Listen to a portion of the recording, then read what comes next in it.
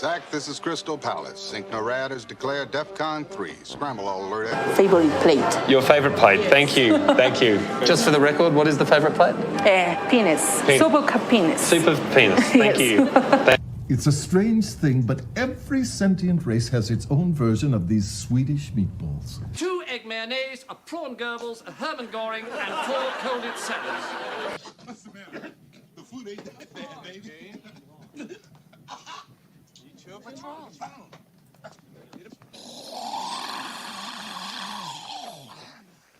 Oh, no.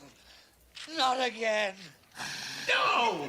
No cheese. It's celery, apples, walnuts, grapes. Right. In mayonnaise. Right. Now, come on. What is it? Well, it's green. it's green. Hippias claw. This is heart of Targ. This, of course, is Gog. Gog? It is green. You put basil in the ratatouille? Here's to the food of my people. Maybe you should get cooking then, Javik. Most of our ingredients are extinct. Except Krogan. Sorry, Durian, Varian, and Gory. Is there any we could spare? Would you care for a rat? Just the biscuits then, please, Polly. What was it we had for dinner tonight? Well, we had a choice, steak or fish. Yes, I remember. I had lasagna. To these United States, our 2 great nations have begun what we... Staker once tried to test me. I ate his liver with some fava beans and a nice Chianti. hope will be a long not only economically... I don't remember eating that.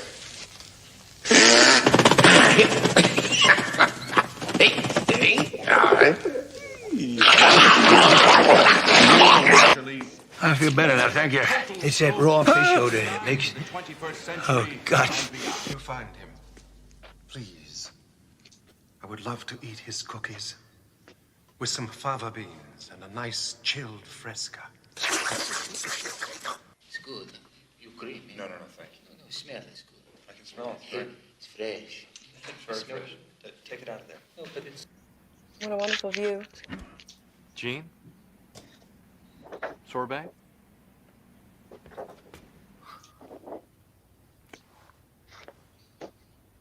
I ate some of their brains. Oh, and I tried to cook a little. Chilled monkey brain.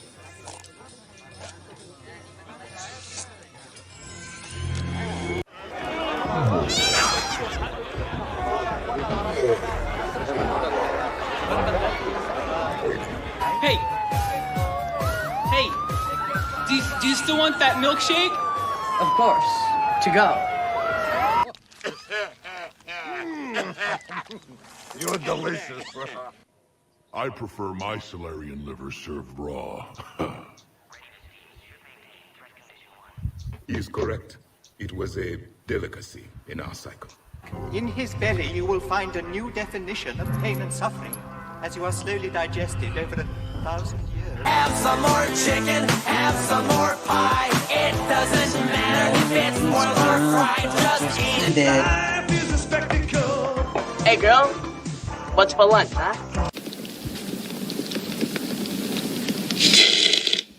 I've said it many times and I'll say it many more. People that eat soup like that need to be shot. Sell your life. Ham on, whole wheat. All right. I have cake. I'm fine for cake, Mrs. Doyle. Are you sure, Father? There's cocaine in it. I think York was a suicide. She was on to something. Oh, something is more like it. You know those wilderness girls' cookies with laced with cocaine. No wonder I couldn't eat just one. Drop the ball, you're gonna be like twisted in the wind. If you're embarrassed this department, your pants will be dancing with figs. Is that clear? How sweet. Dark meat. Dark meat. Silent Green is people! We gotta stop them! Stop them!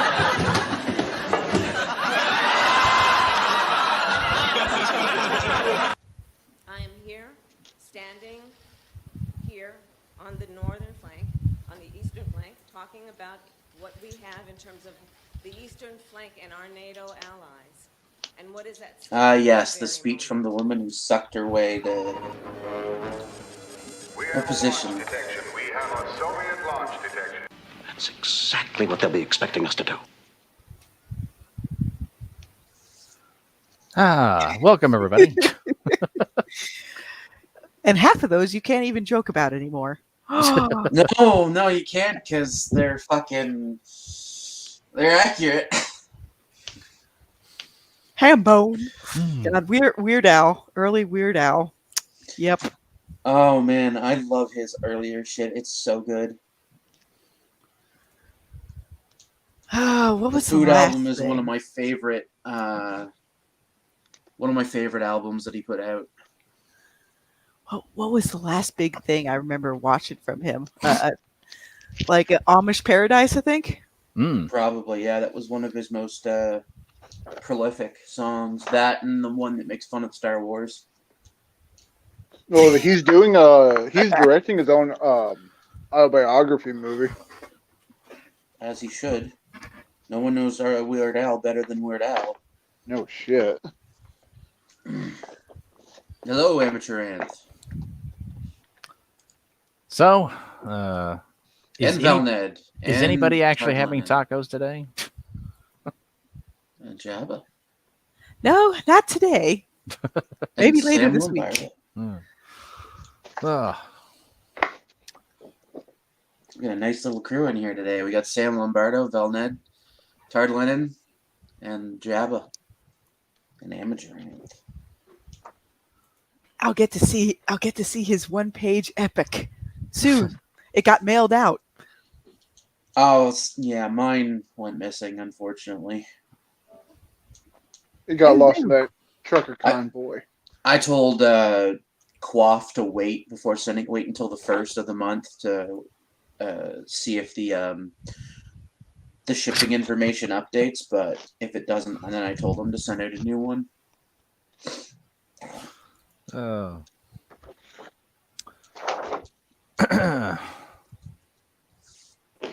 So, does anybody want to read the recipes or read the recipes? What is this, gay sex? Okay. Read? Who does that anymore? Good lord. I didn't even know that they still had that through the phone. Don't you have to pay them per minute? Well, yes, you do. This is a collect call. So, what kind of tacos do you guys prefer? I don't eat tacos. I prefer fajitas because chicken fajitas are fucking incredible. Okay. Well, I'm not going to argue against that, but you don't eat tacos at all? No, I actually find ground beef tacos to be boring as shit. You got to doctor it up so much that it just... Yeah. Well, Red still reads. That's arguable, Rev remains.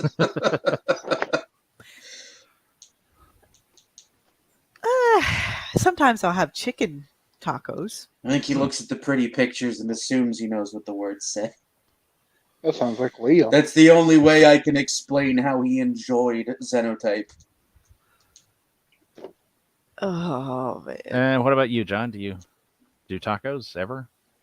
I like a good pork taco. Oh, dude, pork tacos? Absolutely. I can do pork tacos. Oh, well, there's a little taco place near me, and they put like the fruit, like pineapple, and just like tropical things like mango and shit. Mixed in with it. Yes! Fucking, okay. For anyone that doesn't know this, pork is exceptionally good with citrus flavors. It is. It is just, oh god. Unfortunately, Testify's dead, so he can't save the stream. Oh. No. Rest in peace, Testify. I imagine about this moment, he'd probably be screaming at everybody, like, talk about something exciting. Well, it would be more along the lines of, end this now. This is terrible. That or Boba Fett not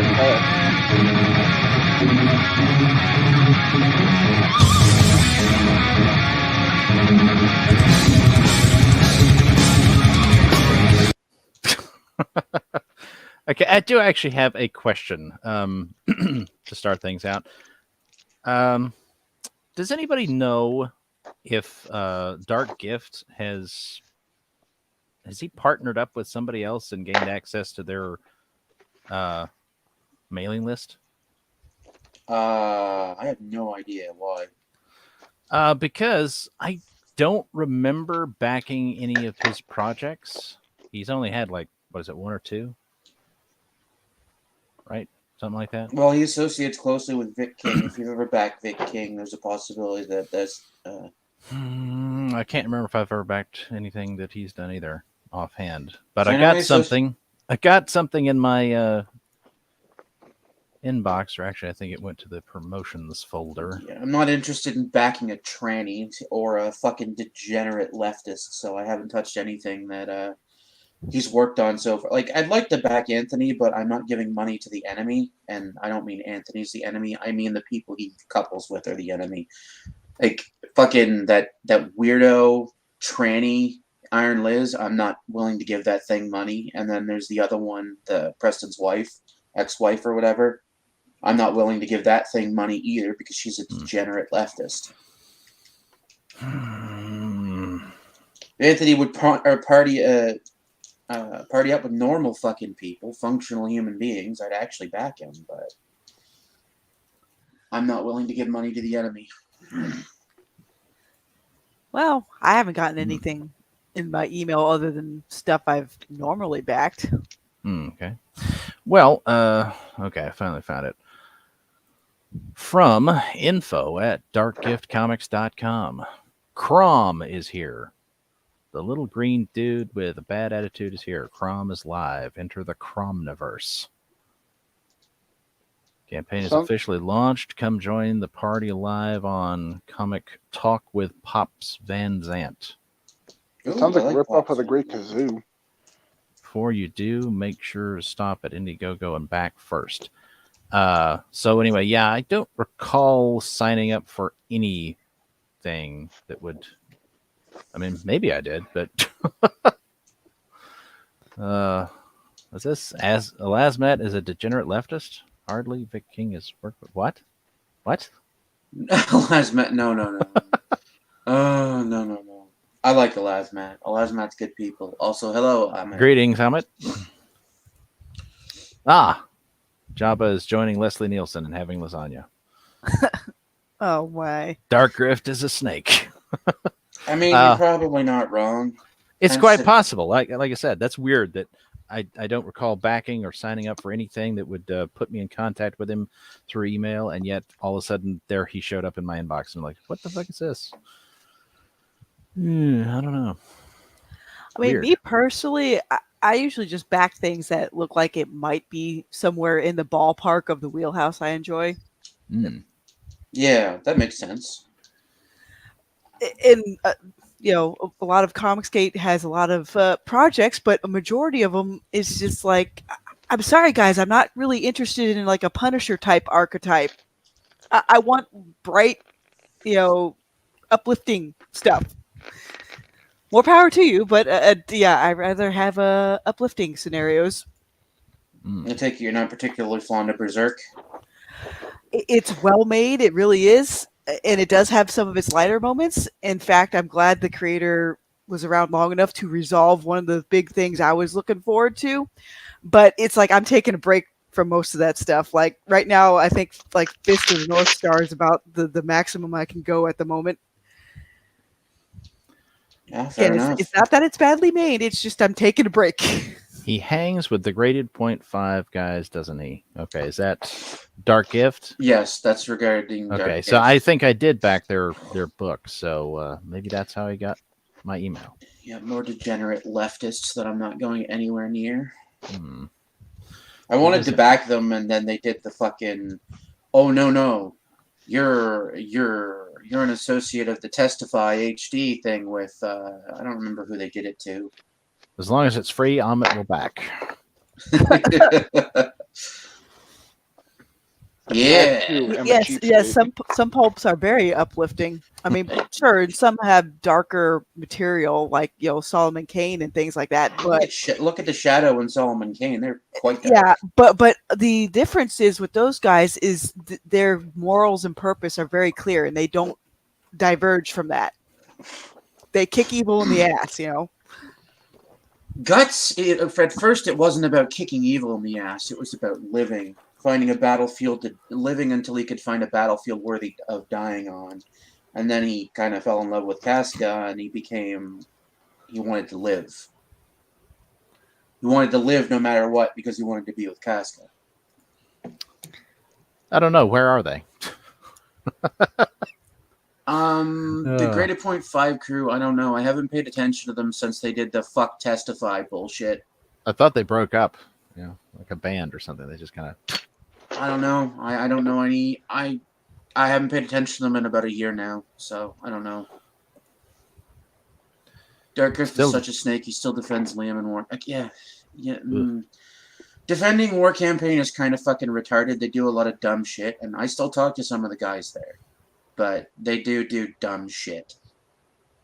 Like, I don't have to agree with everything they say or do to like some of the guys that are over there. I think they're just unfortunately easily manipulated by the people at the top because they're loyal, and it's just what it is.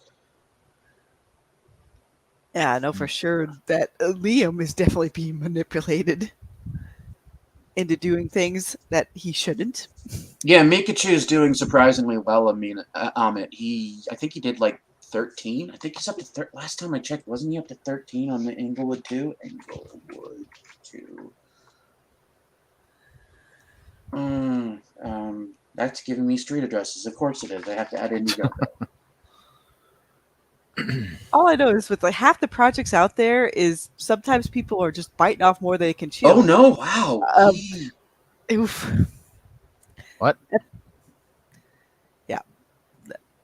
Honestly, he's over 13 now. He's at 13,595. Well done, Micah. That's the reason why I'm not going to throw my hat into the crowdfunding arena until I have a library of my own to basically work from.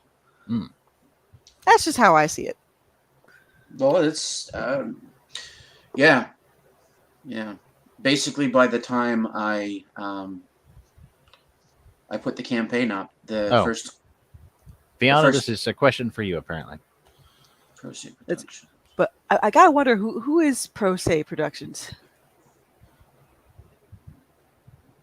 I don't know who Pro Se Productions is. What is your opinions on them, or have they gone the way of madness? Pro Se Productions. I don't recognize that name either.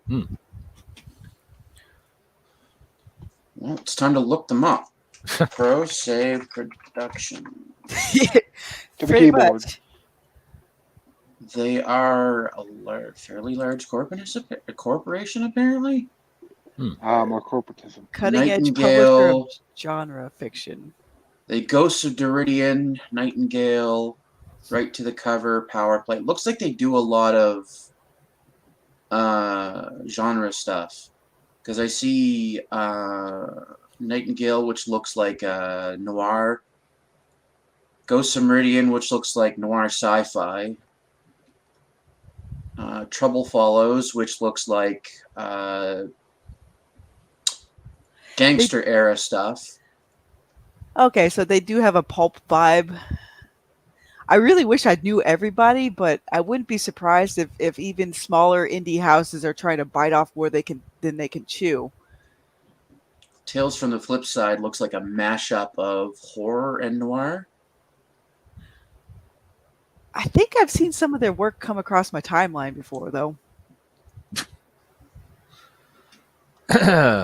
Do we think Zach's going to become Dan Slott by 2025? Oh boy. See, I don't really want to speak ill of Zach because I honestly liked him at first and I kind of believed in him, and then I read Jawbreakers and I went, oh no. Well, Jawbreakers didn't live up to what it was supposed to be. There's no stakes in it. None whatsoever. It's impossible to take. It's impossible for me to take the book seriously because the characters are never in any danger. What was the deal with that Expendables book? Was Stallone actually a part of that or something? Yes, Stallone was part of the marketing. Well, at least you know that will be entertaining if Stallone's actually has a big hand in it. I don't know. I have no idea. I just know that Sylvester Stallone was officially involved because I saw it mentioned once or twice by him on Twitter.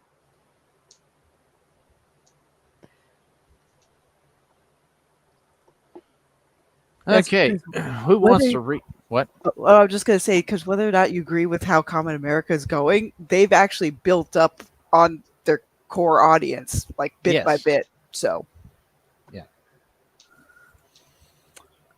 Zach has good work ethic, but he can't write. Well, I wouldn't know. Good evening, Tree Goblin. Okay, who wants to read this, Jim?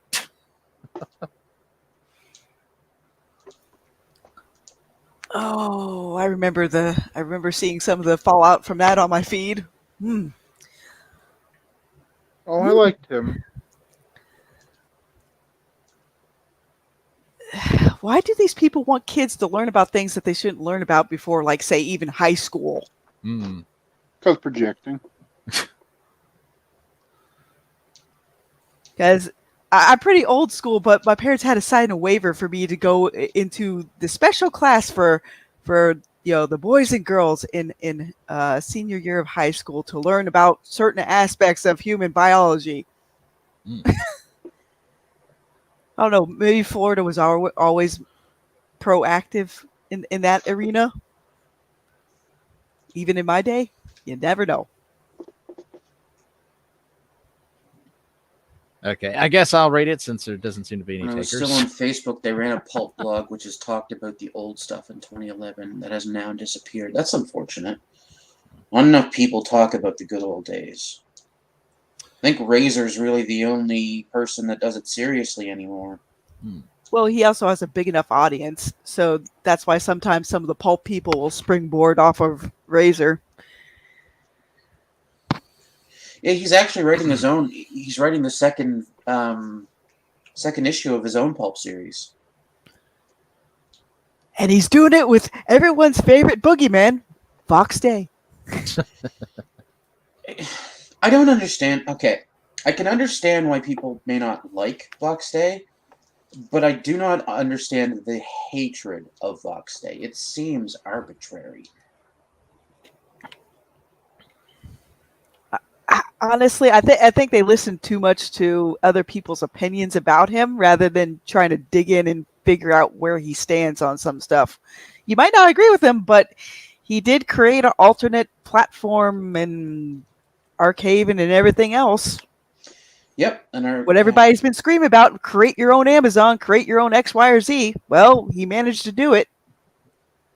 Steaks and books. No. I'm actually not a steak person. I don't like steak at all. Oh, my. Okay, so, shall I read it then? Go for it. I'm having my protein-based lunch right now. Yay! Is it steak? Nope. This time it's actually some hamburger my dad made the other day. Yeah.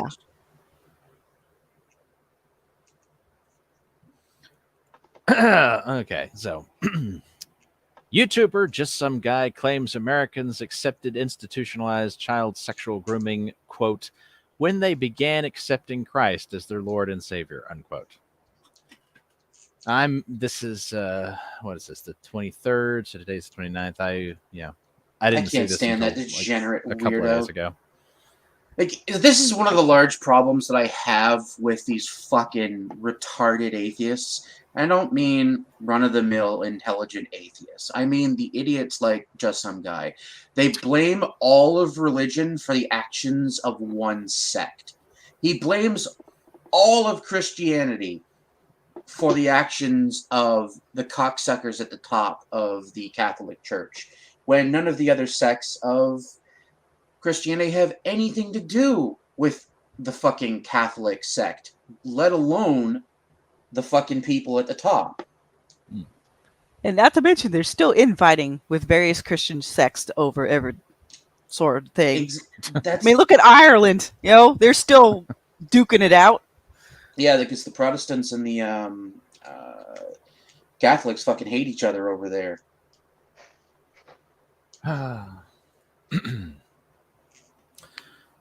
YouTuber Just Some Guy recently responded to a question asking when it became normal to accept institutionalized child sexual grooming. Twitter influencer Ian Miles Cheong, I have no idea if I pronounced that correctly or not. Chong. Tweeted, when did it become normal for so many Americans to accept institutionalized child sexual grooming? Just Some Guy responded, when they began accepting Christ as their Lord and Savior. Like Just Some Guy, have you seen what people in schools are doing to kids? You know, have you seen what communists do to kids? It's much worse than raping them, you degenerate. I mean, I know they're all over those stories about, you know, the priests, you know, messing with kids and everything, but that's not nearly as prevalent as what they're doing nowadays in school. Like, they even started that junk just as I was starting college, really, like even before that, but it was getting pretty noticeable even when I was in college. See, the fundamental issue that I have with him is he has no principles. He will ditch anything approaching principles the second they're inconvenient to him. And I don't trust people like that. I don't trust people who throw out their principles at the first available opportunity. Unsurprisingly, Jabba wishes to dominate his neighbors. Good. It's kind of like fair weather friends. Like, the instant things get tough, they pretty much bail. That's correct. That's the kind of person he is. This tweet came after Just Some Guy shared his opinions about Florida's parental rights in education bill, which has been described as an anti-grooming bill by Florida Governor Ron DeSantis' press secretary, Christina Pushaw. Whatever. She tweeted, the bill that liberals inaccurately call Don't Say Gay would be more accurately described as an anti-grooming bill. Yep. I mean, most kids, by the time like they're even in middle school, they're thinking like dinosaurs and various toys and Transformers or something. They're not thinking about something bigger than that. This is one of the big problems with him too. He erroneously assumes that children should be thinking about sex at that age, and I just go, no, that's fucking creepy.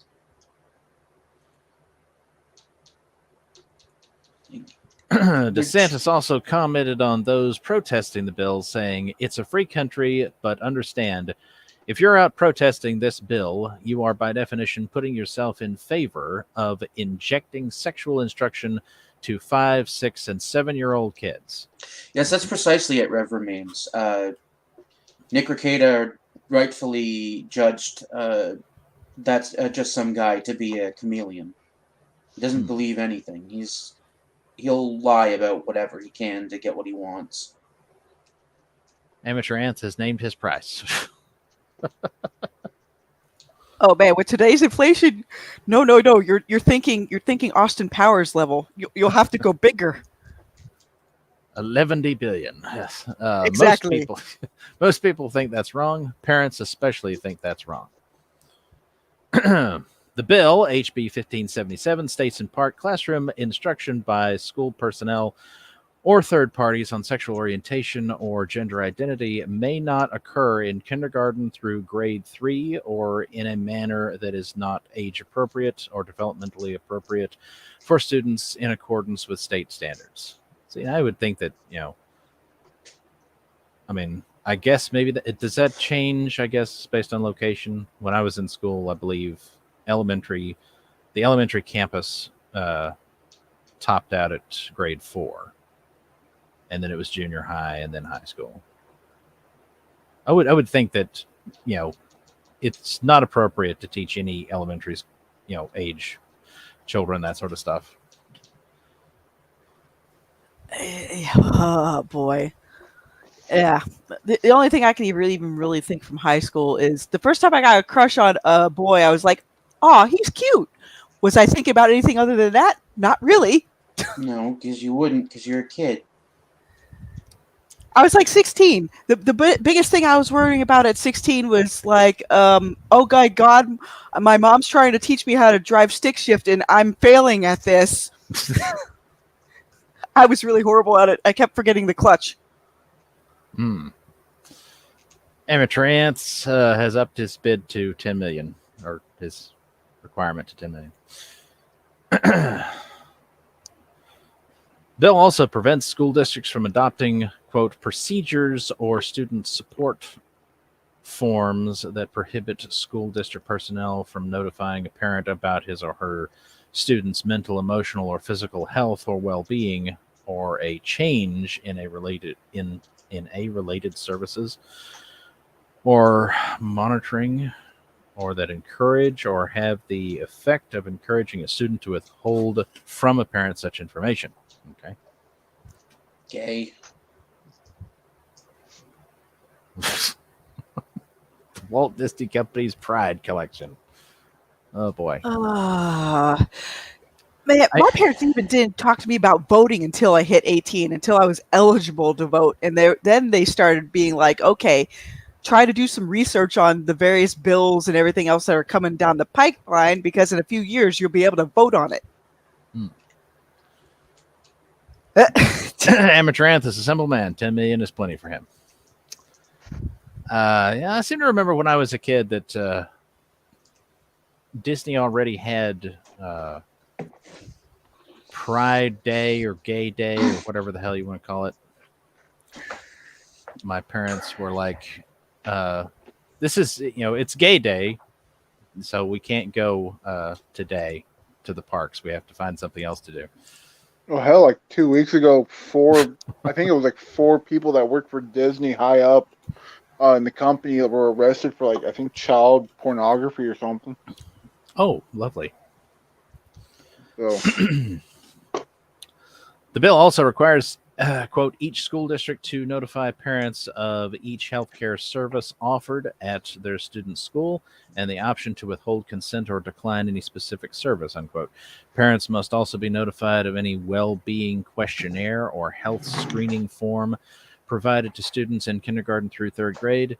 The parents must be given the questionnaire or health screening form and approve of it before the school can administer it to the students. If any of these provisions are violated, the bill provides a method of redress for parents, beginning with school district and escalating to a full-blown lawsuit. You all right, Einbrecht? Yeah, just bashed my knee when I stood up. I'm good. Just some guy responded to the bill and Disney's response to in a video titled "Disney Finds No Love at the End of Rainbow."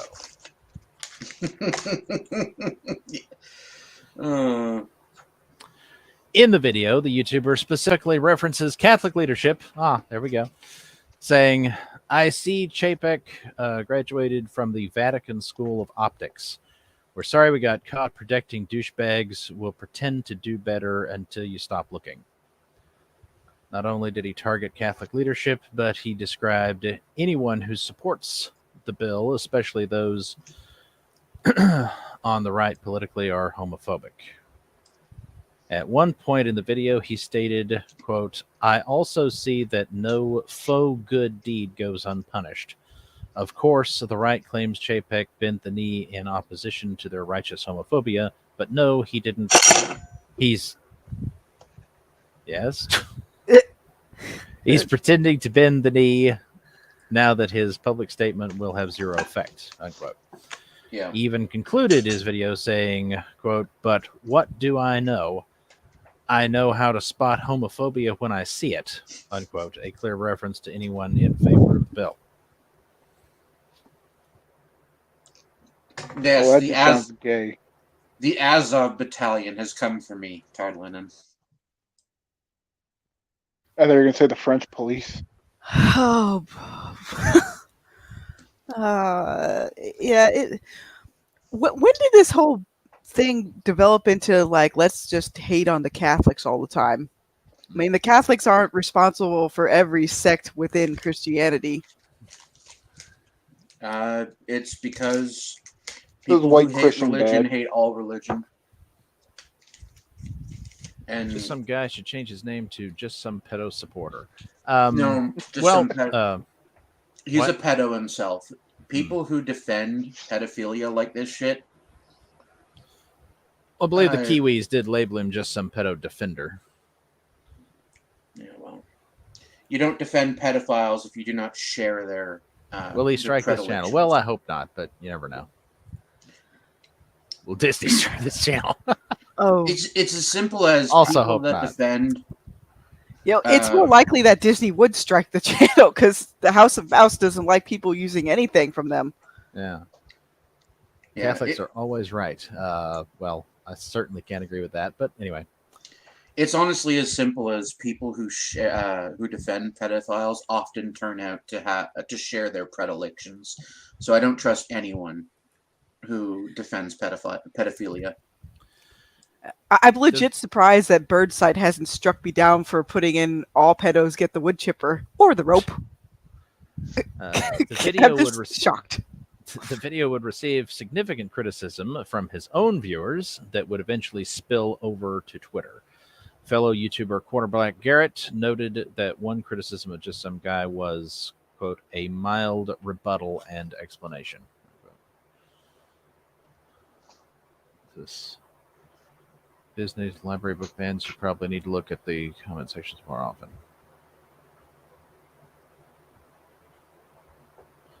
Nick Bogwater. I'm usually a huge fan of just some guy's content, but yeah, I'm with the comment section here. Anyone who says the parental rights bill is somehow homophobic is either A, a pedophile, B, an activist who is sorely out of touch with reality, or C, misled by said pedos and activists intentionally misrepresenting the bill. I'm assuming just some guy is in this category. Obviously, some people assume a different category. The bill simply says teachers can't teach children under the age of 9 about sex of any kind, gay or straight, and that parents should always be allowed to know what their kids are learning in school. The reason this is a good idea is because children are insatiably curious by nature. It's how they learn. Case in point, I was babysitting once, and I told the 4-year-old not to touch power outlet because it was dangerous. He immediately tried to touch the power outlet because he wanted to find out just how it was dangerous. You start teaching 5-year-olds about sex and transitioning, most of them will probably come, and the rest of it's cut off. Is this the worst example you found? Seems like mild rebuttal and explanation. Yeah. In response to this, just some guy tweeted, accusing someone of being a pedo or activist for opposing an anti-gay bill. It's not an anti-gay bill, though. So It's not. it's This is the like- fundamental issue that I have with these fucking pedophiles. They've aligned themselves with the LGBT community, and I say this as someone who's bisexual. Technically speaking, I'm part of that fucking community, whether I like it or not. They align themselves with that community so that they can get their pedophilia in under the cover of night, so to speak. Homeschool your kids. Homeschool your yes. kids. Yes. Very good idea. Yeah, I voted for somebody who wanted to abolish the public school system. Unfortunately, he did not win. Keep that in mind the next time someone calls the right white supremacist. Oh, you mean like you? You're always doing that to the kid. Yeah. He does that shit. I lost fucking count of how many times he's fucking done it, to be entirely honest. The YouTuber would also reply to YouTube Cecil Says, who wrote, why some people would see an anti-grooming bill as anti-gay is actually quite telling of what they think of gay people. Just some guy replied, why some people would see mentioning gay people to kids as grooming is actually quite telling what they think of gay people.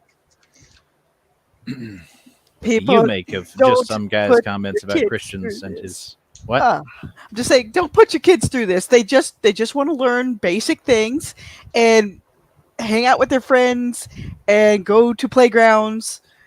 I see it every day at work. Little kids are not thinking about these things. They really aren't. What do you make of just some guy's comments about Christians and his position on the anti-grooming bill in Florida? And I think they wrote the article, I guess, before the punchline because,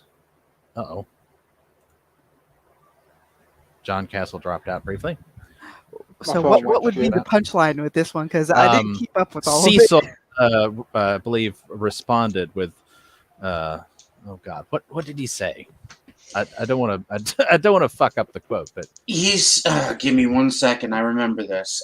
He said, "Will Liam strike his strike his Yes, you will. Probably. Liam will strike anyone." Basically, what was said. Liam's contacting the FBI now. Yep. The fundamentals of what was said, though, is give me 1 second here. I don't want to misquote the first bit of it. Because Just some guy is a 5-year-old man with 10-year-old's voice. Oh, 50. 50. Okay. That makes more sense. Well, Einbrecht's looking for whatever it is he's looking for. Can I get some feet? Einbrecht likes old women and old men. No, I don't like old anything. Gross. Oh, yeah, no. Please, everybody, if you can, try to date within your age range. There, Really? Jabba's got the quote from Cecil. I'm just some guy you can trust around kids. Yes, there it is. Yes. Oh, so Yeah, that I'm just- would have been handy if they'd included that at the end of the article. I think that would have worked better. The first part of it essentially centered around the notion that I don't understand why you're so butt blasted about why people should be upset about teaching sex to children. Yeah. But I'm just some guy you can leave around kids. So what do I know, basically? And it's just All of this does make me wonder, like when I graduated high school, we had 3 pregnant girls in my graduating class. I wonder what that number would be nowadays. It's about, I think the national statistic is 1 in every 3 girls in high school will get pregnant before they graduate. Because that's a lot more than when I was in. Well, hell, there were girls that were pregnant when I was in middle school. And that was about 15 years ago. Dude. Like that was end of middle school going into high school. I personally went to school with 2 chicks in high school that were pregnant. So, and it was from fooling around. It wasn't from someone that they eventually went on to marry or be with. Well, no, it was just them being, it was just, lack of a better term, it was just hoes being hoes. And yeah, part of that's just the breakdown of, hey, a stable nuclear family. Well, see, here in Texas, a majority of the kids are, it's about maybe 46% white, about 37% Hispanic, and then whatever the percentages for other include Black and Asian. But the thing with the Spanish culture is the girls aren't taught to actually, they aren't taught more than to be just a housewife. So that's kind of the big thing with Hispanic culture is some of them go on to be in college and things like that, but when they're younger, that's why you have things like the quinceañera when they turn 15, because that's when they become a woman.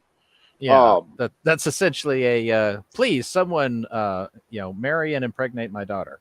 That's basically it. Oh man. It's a fucked up situation. I would recommend everybody nowadays don't even look towards college, look towards trade schools. You'll accrue a lot less loans that way. And they have a job for you at the end of your schooling there. Yeah, exactly. Much less debt, and at the end of the whole thing, you will have a job. Provided you get into the correct trade. There's a large demand right now for welders and carpenters. Electricians. especially in Florida. Like if you can work any kind of big machinery, they need you for more construction projects that we got going on. Like wholesale. Woo! I can tell you right now, the 22-year-old kid that works at the dealership as a mechanic next to where I work, making $40K a year for Florida, that's definitely middle income or more. Yeah. Florida is still fairly cheap to live in, depending on where you're at. Yeah, I genuinely recommend, like, if you're going to get into a trade, you want to do electrician, you want to do carpenter, or you want to do what do you call it? The welder stuff. Yes, welder. Thank you. I forgot my own fucking term. The reason being, those three will always be useful. People will always need houses built. People will always need electronics run or repaired, and people will always need. There will always be for as long as there are humans, there will be a need for war machines. And welders are one of the principal builders of war machines. Oh yeah, plumbing too. Woo boy. Especially in Florida and all of its sinkhole problems. Ooh. Plumbers will never run out of stuff to do here in Florida. Nope, definitely not. Okay, are we ready for... I wasn't aware, though, that Florida had sinkhole problems. That's new to me. In some areas, yeah. What? How is that truly also have new meth to you? problems? It's been in the news for decades. I live in Canada, for one. You wrongfully assume that... You wrongfully assumed that you were also a fellow Eagle-lander. Oh. But hey, at least some places can have basements. Florida can't have basements. Oh, that's sadness. Dude, I live in my basement. I could not live upstairs. I don't like heat. Well, you won't like Florida then. No, I wouldn't like Yeah, Florida. old Canadians love Florida. They stay here like 6 months out of the year, and they get shocked when our bags don't cost anything. At my work, they keep asking, like, "Wait, I don't have to pay for the bags?" It's like, "Nope, here you go. You want like 10 of them?" To fix shit, yes. To fix the shitter. Okay. Before we go any further, can I get some criticism on this? On this picture I'm doing.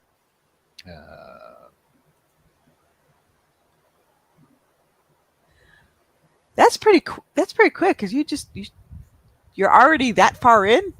Dang. Well, okay. Yeah.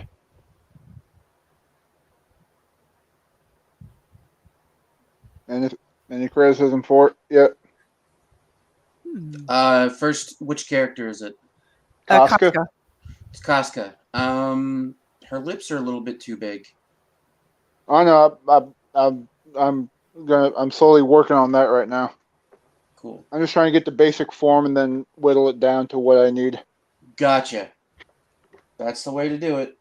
Yeah. Other than that, the face structure is largely correct for Casca because she has a harder. She has a round face, but she a very thin round face. Well, that and her chin does go to a little bit of a point. Yes. So. Well, I figured go with the younger Casca because, after like the start of Conviction arc, she just ends up turning into a potato. So.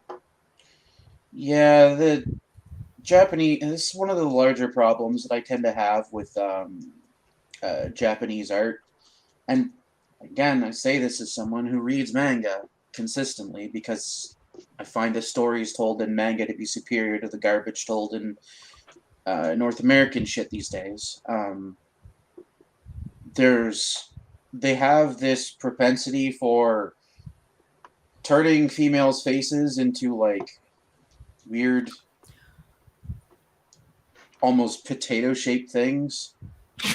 What, like that Squirrel Girl thing from a while back? Oh god, that I have flashbacks to that. I'm like, ah. I'm a huge fan of the way older anime and manga drew females' faces. They were very rounded, Oh yes, dude, absolutely. Valerian, fucking Asterisk and Obelisk, which is more comedy oriented, obviously. Fucking what's another really good one? Yeah, because I've only recently got into some. Is it Elric of Melniboné? I can't remember his first name. I'm terrible with that. Yeah, I think so. I think I got And the on the name plus wrong. side, with his series, he actually finished his books, unlike a certain George. Please, everybody, have an ending in mind, please. George. The lips. Oh, are you referring to George P. Gatzis? No. No, Martin. As in, Game of Thrones will never ever happen, and the Oh, yeah. actual ending was in the show. I mean, Well, I truly do feel bad for the readers of that guy's series, but it's like, guys, you're not going to get an ending, and if you do get an ending, it'll be worse than Mass Effect 3's ending. I really don't like that guy because he's good at build-up, but he sucks at concluding George. stories. Oh. Yep. Okay, are we ready for Juicy Millstone? Sure. From Mindless Entertainment, it is I, Jesse Milestone, coming to you on this Friday with both good news and bad news. I have a really bad feeling about this. Where people were just walking around, just jizzing force all over the place. He looks like he has been drinking soy from his mother's tea. Strap yourselves in, guys, because we are gonna get mean! Welcome to Mindless Entertainment. My name is Jesse Milestone. I am your god, empress, and fearless leader of the Mindless Mob, and I'm not sure if this is a meant to offend video. It's so but if you're ugly! offended- God, I can't get over that. Holy shit. What the Like, fuck am I every looking time at? I see this thing on screen, my brain goes, oh my god, why is Jeff with this thing? I'll have to look up who this is, because I'm not familiar with this lady. This is Jesse Milestone. This is Jesse Oh, Milestone, God. the significant other to Jeff of Jeff Hicks. World Class Bullshitters. Yeah. Oh, okay. Because I had to This connect is it the in my idiot head. that goes on Jew rants like every other 5 fucking seconds. She's juice planning to it. Oh, but Uh. Java, I shot the Star Kid for 30 minutes before they patched that thing. Oh. That's all I did for straight 30 minutes because I'm like, this is a stupid choice all the way through. Why did you inflict this upon me? That's ruined channels. Yes, he did. Man, I still remember that comic that one guy was making with it. And he was doing a better job, too. The Yoko Ono of World Class Bullshitters. Yeah, let me see if I can still find it. That's a good way to describe her, Rev Remains. The Yoko Ono of World Class Bullshitters. Absolutely. Because Yoko Ono ruined the Beatles. Let's be I hope fucking it- clear. I hope she doesn't sing like Yoko Ono. 'Cause then you might just hear a gunshot coming from my end. I actually do have a song of hers if you want to hear it later. I'm not going to play it. Testes- I'm not going to play it while we're live. Testy's version of her song is better. Yeah. Testy singing "I'm a Virgin" with the Jesse Milestone video footage overlaid on it is just so good. Sounds like a Testify break right now. I'm glad you finally got to see that one, Alassi. It's so damn good. Oh god.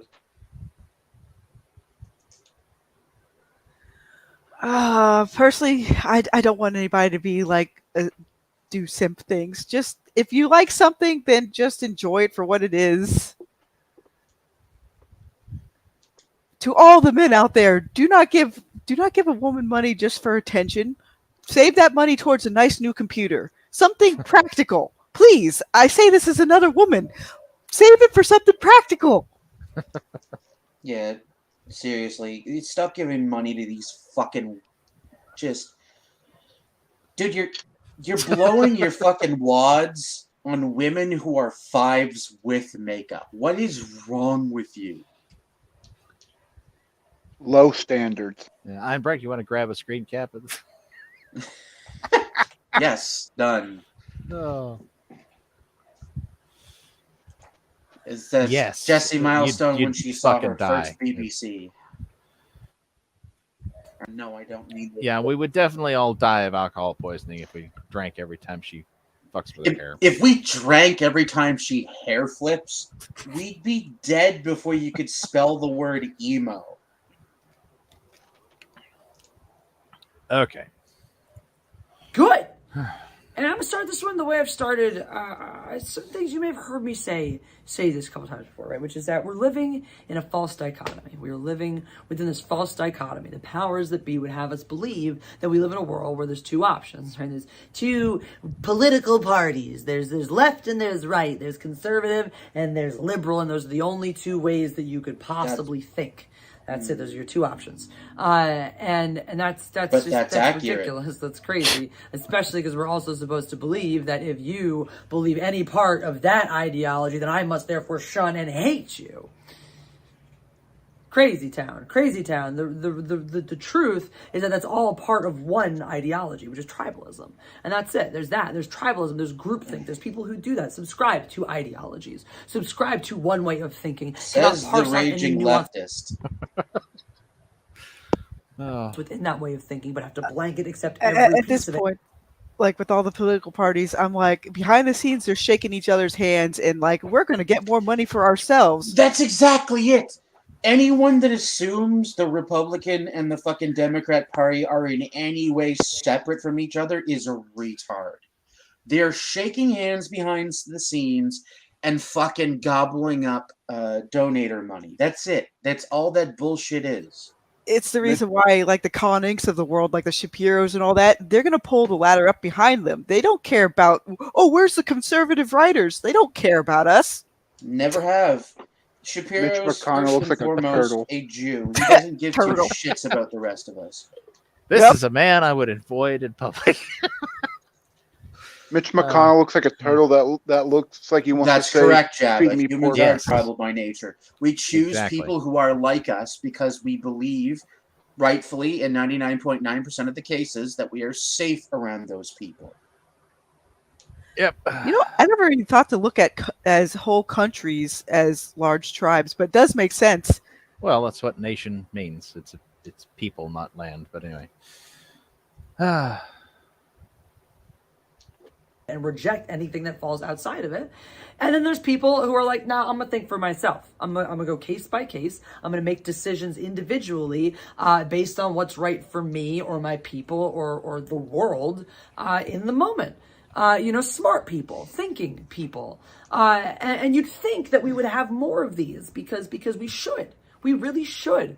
We should have less tribalism today than ever before because we have access to the information that allows us to understand every single type of person on this earth, every culture, every language, every way of thinking. From the macro, the expected to the very, very fringe and shocking and surprising. Tribalism bad. My people. Yeah. Just this is the problem that I have. Okay. I'm about to do this, but God forgive me. This is the fundamental issue that I have with Jews. They go at everyone else for being tribal, and then in the same breath they say, my people. Yep. This is why I dislike Jews. It's not because they're fucking Jewish, it's because of how they fucking behave.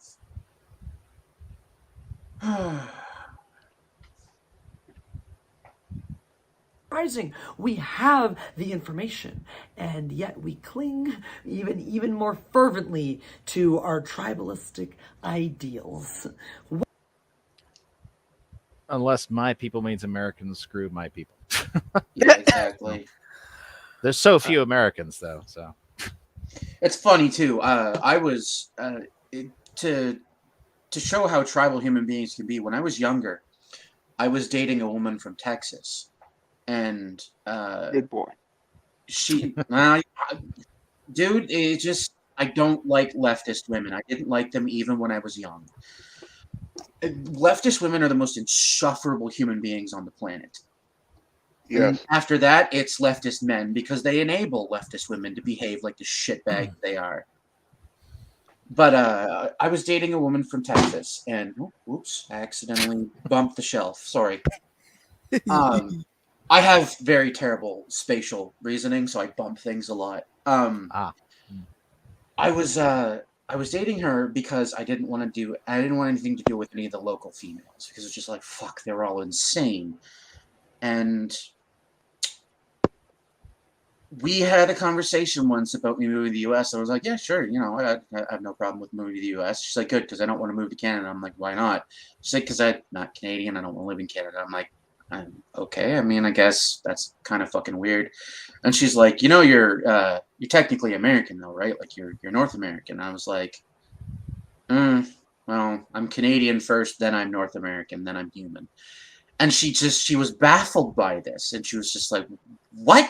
That makes no sense. And I'm like, yeah, but you just made the argument that you're American, therefore you don't want to live in Canada. So it's like, Einbrecht, this is the only way to deal with leftists. All right, get ready.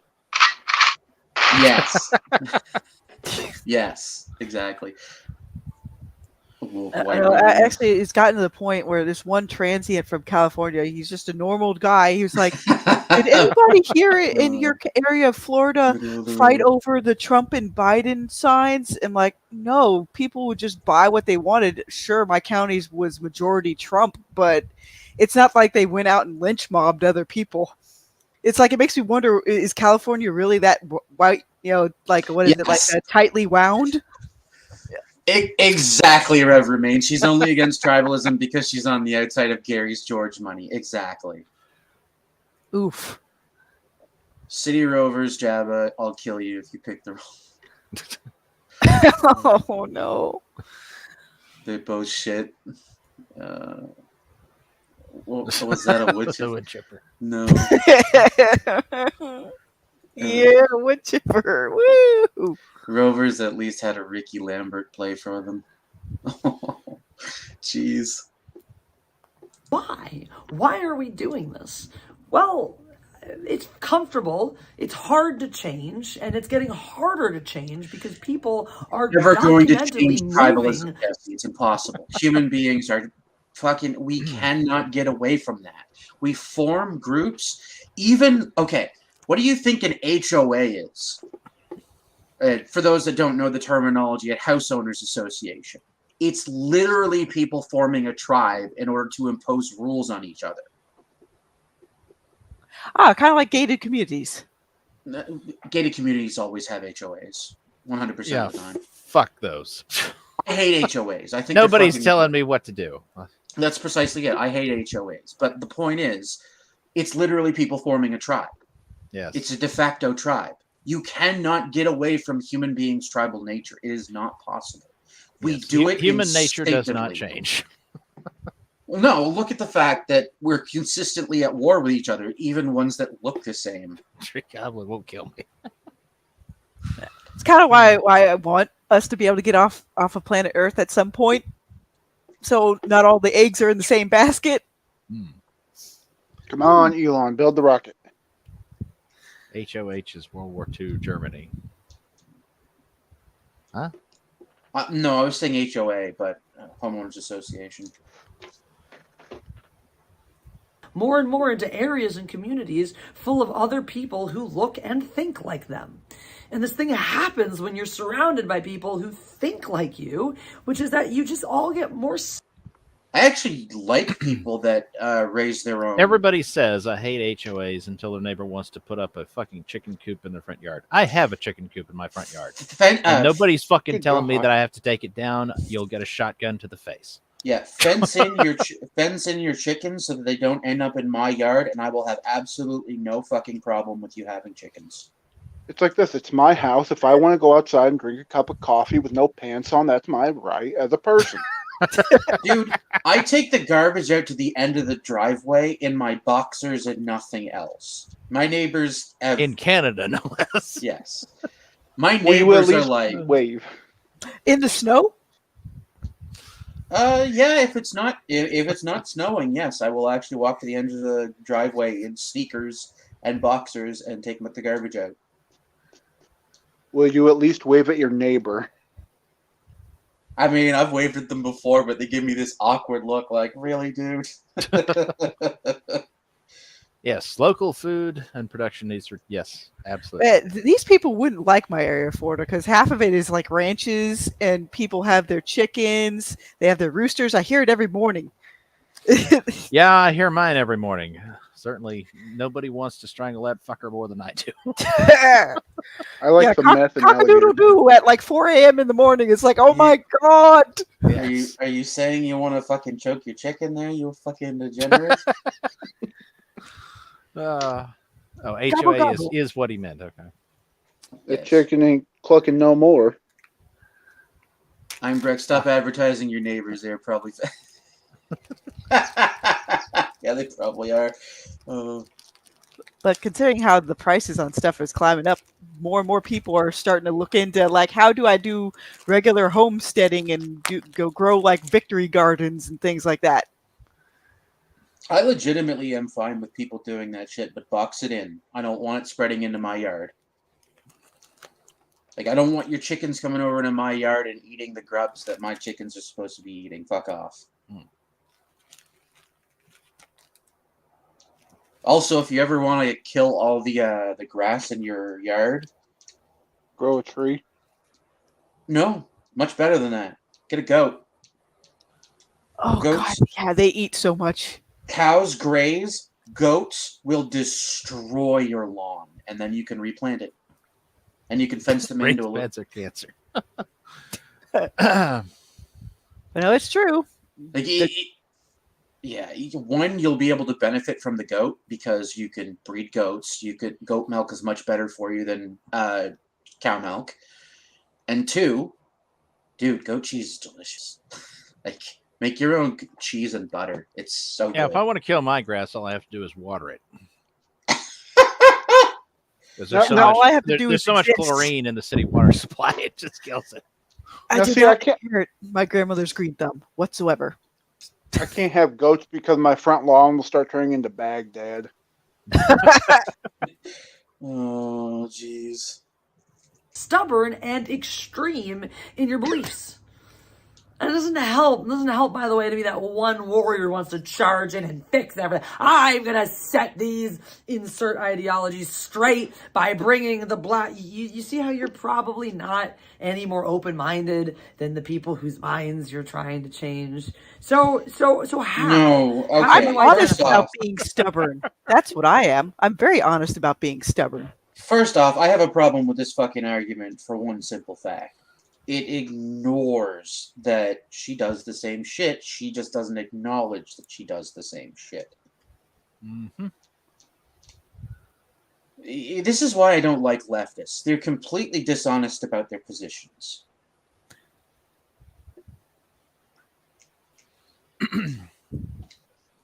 Yeah, well, they have no... My tribes are numerous. I love the Bro SR. Awesome. You guys are doing awesome. I love Paul Rev.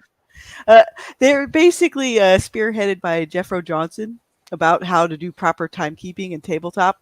And it helped me understand the war games nature, the reason why my dad loved the first edition of D&D so much. But yes, I love those guys. I like first edition D&D, but it was so poorly thought out that you could use the mount spell to kill people. Because what you did was you would summon the mount 100 feet above the enemy. the mount would fall from that height, and you didn't need an attack roll for this. Bear in mind, gravity. Whee!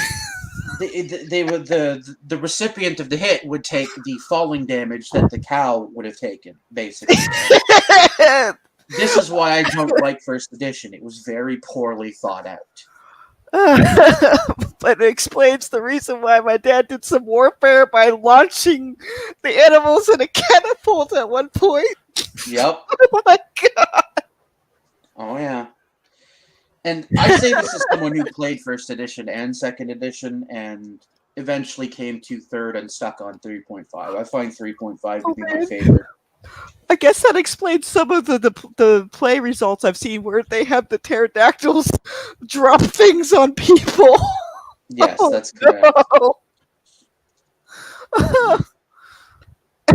Yes. No. It's the shit you could get away with in first edition was absurd because it was just really not well thought out. It was still fun. I'm not saying it wasn't fun. I'm just saying it wasn't well thought out. But no, contrary to what this lady's saying, every tribe I adopt, I adore them for whatever reason or another. It's because you join groups of your own people and you enjoy being around them and talking to them. Therefore, you choose to express affection for them. There's nothing wrong with that. Aloha, guys. I see you have Juicy Rhinestone here to laugh at. Yes, we do, Helmet.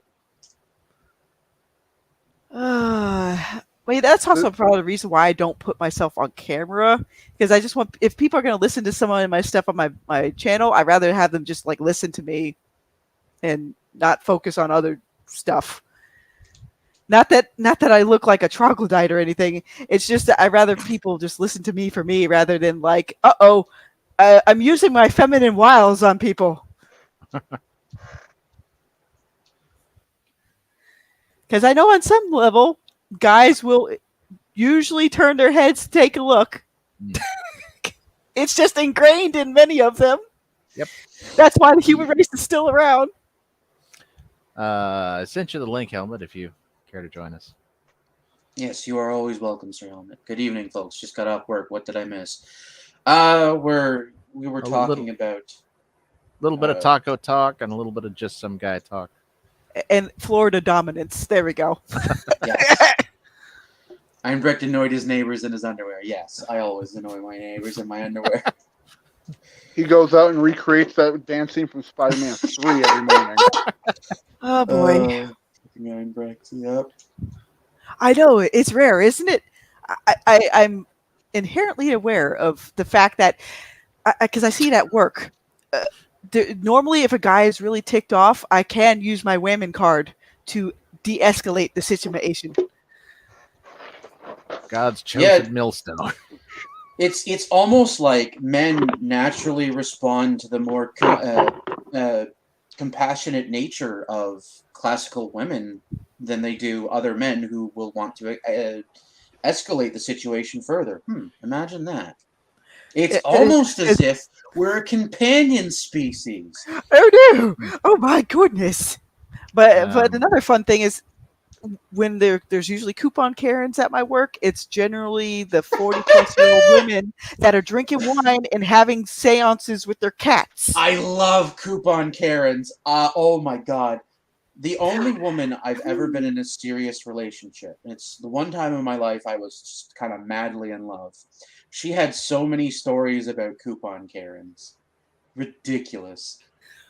And they will get irate if even $1 doesn't work. And it's just like, you went from like $300 something to like $87. Be happy. Seriously.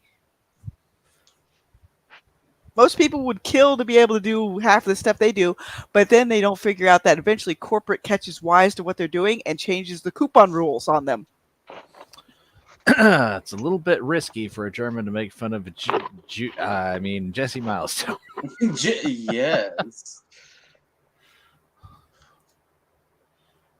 Vaush says, oh God, Vaush. Vaush is, he wants to fuck horses. Thinks it should be okay for people to fuck horses. So I don't really take anything he says seriously.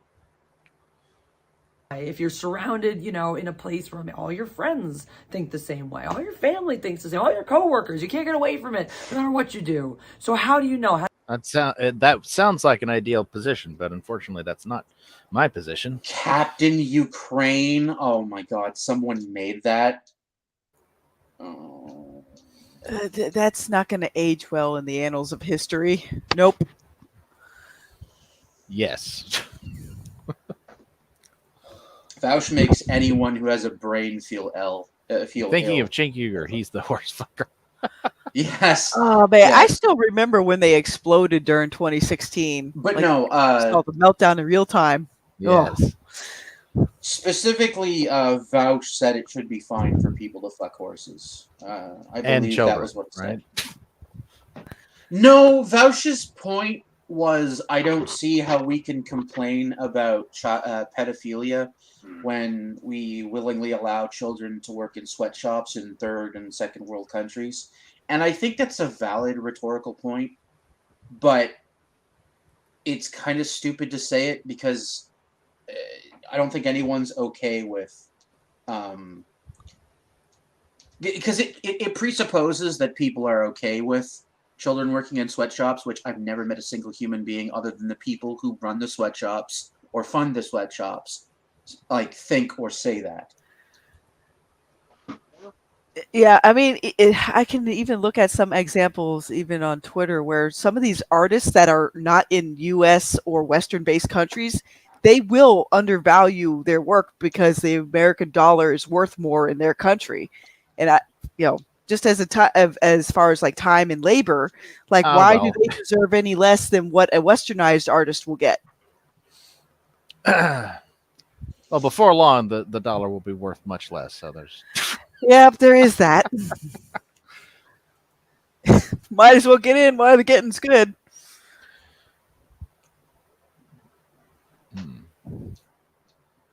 Do we need to expand our repertoire to include him?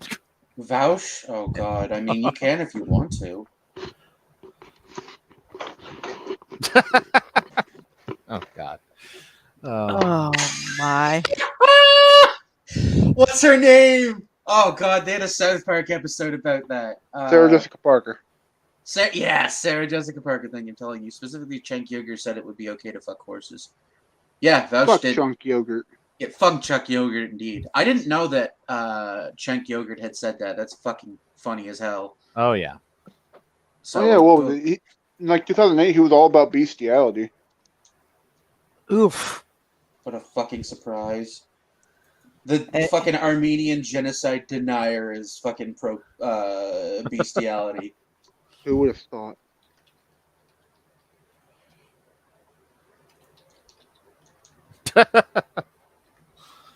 Okay, we might have to talk about. No, not Vouch. Whatever Then we that should is. have to. Oh, Snorgon. Yeah, I don't like talking about Sargon of Akkad either. Oh, okay. Sargon used to be fun as shit, and then he just, I don't know what the fuck happened to him. He got fucking. Didn't he run in his country's like local governorship or something at one point? Yeah, he tried to become an MLP or whatever they're called. MLA. I don't know. I can't remember what the politician term is in the UK.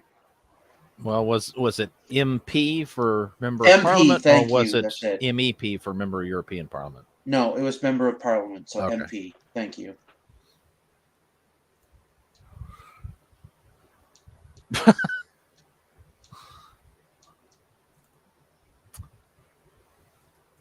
Oh, Jabba says it was MEP. Oh, he was trying to join the European Parliament? Oh. Ooh. Lee mentored his wife. Ooh. Okay. Turtles and Count Dankula, okay?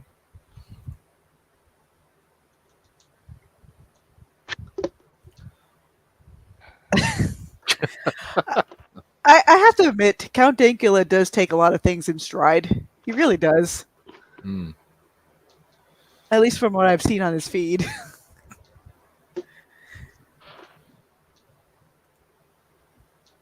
True. That's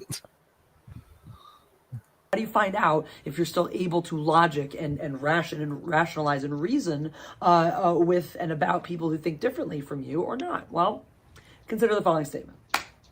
I don't want Both Democrats and Republicans are willing to sacrifice things at the altar of common decency in order to get their way.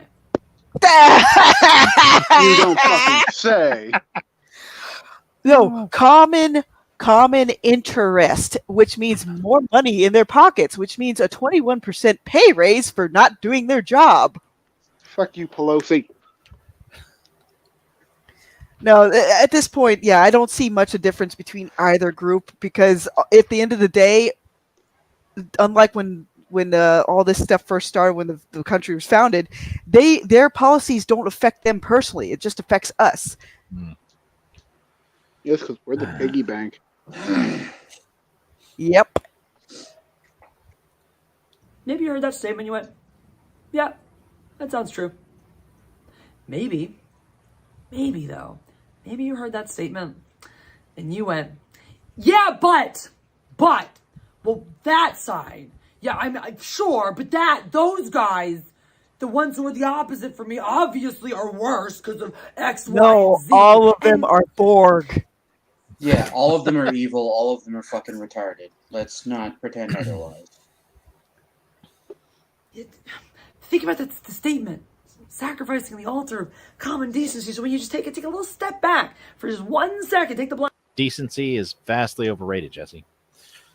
up and look, because it's not that hard. It really does not take that much work to find like actually unjustifiable acts from either side of the political aisle. Okay, What? and then What has the right done that's unjustifiable? Well, there's no telling what she is See, referring this is the problem to. I have with leftists. They don't fucking give examples. Yeah. Well, when they do, it does, or centrists, either one. When they do give examples, they don't make any sense. Like, there are some people who have this crazy notion that they cling to for whatever reason, that there's some kind of balance. See, that everything's equally bad. No, wrong. The leftists are bad because they're extreme as the communists, and the righties are bad because they're extreme as the Nazis. Except that's not true. That's the Nazis not true. are leftists. They were National Socialists. They were Yes. functionally left-leaning people. Exactly. I remember having, I remember responding to some idiot on Twitter saying, this is, putting out this tweet about how, everybody has their extremists or whatever. And did that one for, for left and right politics, and then said that the extreme of Islam is the jihadis. And it's like, well, the problem with that is that the jihadis are actually following their religion, because Islam says to kill the non-believers and also to kill the hypocrites. And who are the hypocrites? Everyone not following the commandment to kill the non-believers. So the jihadis are the only ones actually practicing the religion properly. And then says that, oh, the Christians have their extremists, the KKK. And it's like, what? It's like, what? What That the had fuck are nothing you to do with talking them being about? Christians, though. They were just Yeah. anti non-white people. And for the record, And I seem to remember some big they time weren't Democrats. I seem to remember some big time Democrats that died in office, like Byrd, that used to be. Oh, what was that in the Ku Klux Klan? Yeah. Exalted What's it called? Cyclops. And for the record, they weren't right. The KKK were the militant arm of the Democratic Party, not the Republicans. I hate that argument because it's completely specious. Yeah. This is, same thing, basically. I had an argument with a probably former friend of mine. I don't talk to her anymore. She was a leftist. We were friends around the time that I was becoming red-pilled and switching from being a leftist to a right-winger. Anyway, she was raised, she's atheist, but she was raised Christian, so she knows some about Christianity at least. But she admitted that she knew nothing about Islam, but she desperately clung to the idea that both were equally bad. And I tried to point out some facts about how, no, Islam was objectively worse. And she just didn't want to hear it. It's like, nope. Read their la, book. la, la, la, la, la, la, la. I can't hear you. They're Read both their equally holy bad. book. Yeah. I legitimately, I had a conversation with a former friend about this very thing. And he goes, oh, Christianity is just as bad as Islam. And then I went and fucking read him the violent passages from the Christian Bible. And I said, that's over X pages. And then I went and read him all the violent passages from the I can't remember, Quran, is it called? Yes, the Quran. Yeah, Quran or Quran. And I said, that's over 1/3 the number of pages. And he got real fucking quiet. Hey, there's the reason why I call Islam the religion of pieces. It's going to leave you in a body bag. You like puzzles? Are you good with people? What?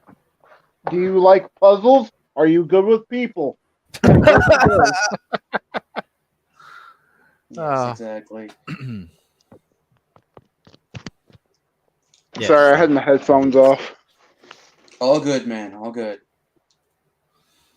And the other one was, yeah. But oh, yeah, Quran. I don't know what you'd call it. Would you call it radical centrism or whatever, where people just they desperately want there to be some kind of balance, you know, just say that all sides are equally bad, and it's like, no, there. I mean, it's just not the case. It's like Christianity is objectively better than Islam.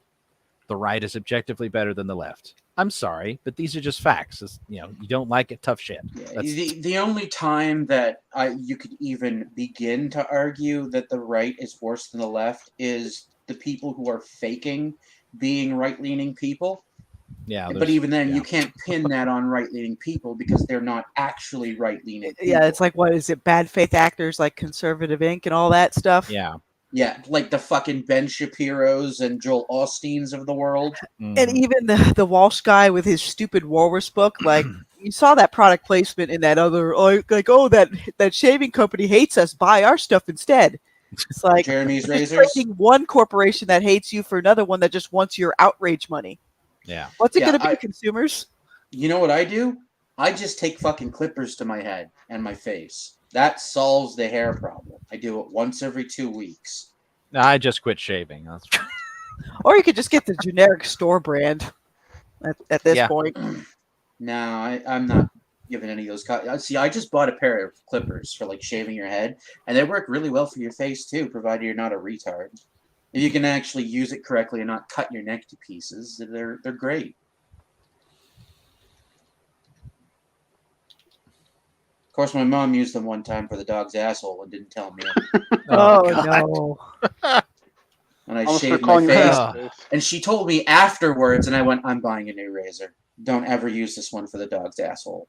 Did they start calling you ass face after? No. That's the first time I've ever told that story. None of my friends know it. None of my friends they do. know it. Oh, actually, I don't think they ever will because the group of friends that I'm formerly friends with, I don't really talk to them anymore because they all went fucking honk honk is terrorism, and I went, are you fucking serious? Yeah, I cut them all out of my life the moment they began crying about the honk honk shit. Then they must really hate geese. Yes, they do. Man, those things, every time I visited family in Jersey, you had to arm yourself because they like to cross over into New Jersey and cause a ruckus. Canadian geese are the biggest assholes on the planet. If they were the size of hippopotami, they would be more dangerous than hippopotami. Residents of Chicago be like, I'm going to Walmart, cover me. Hey, Einbrecht, which medical condition does Jesse have? Andy, any guesses?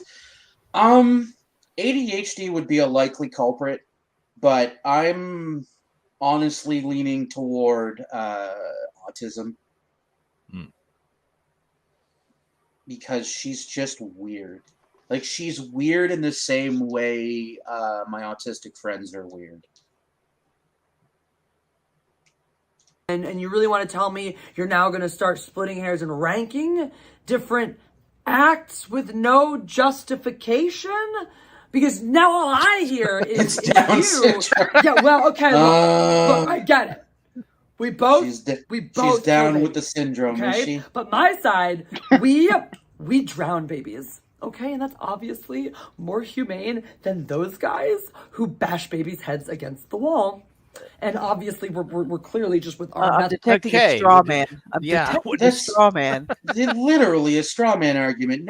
I've never heard a single conservative say anything along those lines. Not one. Good. What is it with leftists and being incapable of attacking the actual points of their opposition?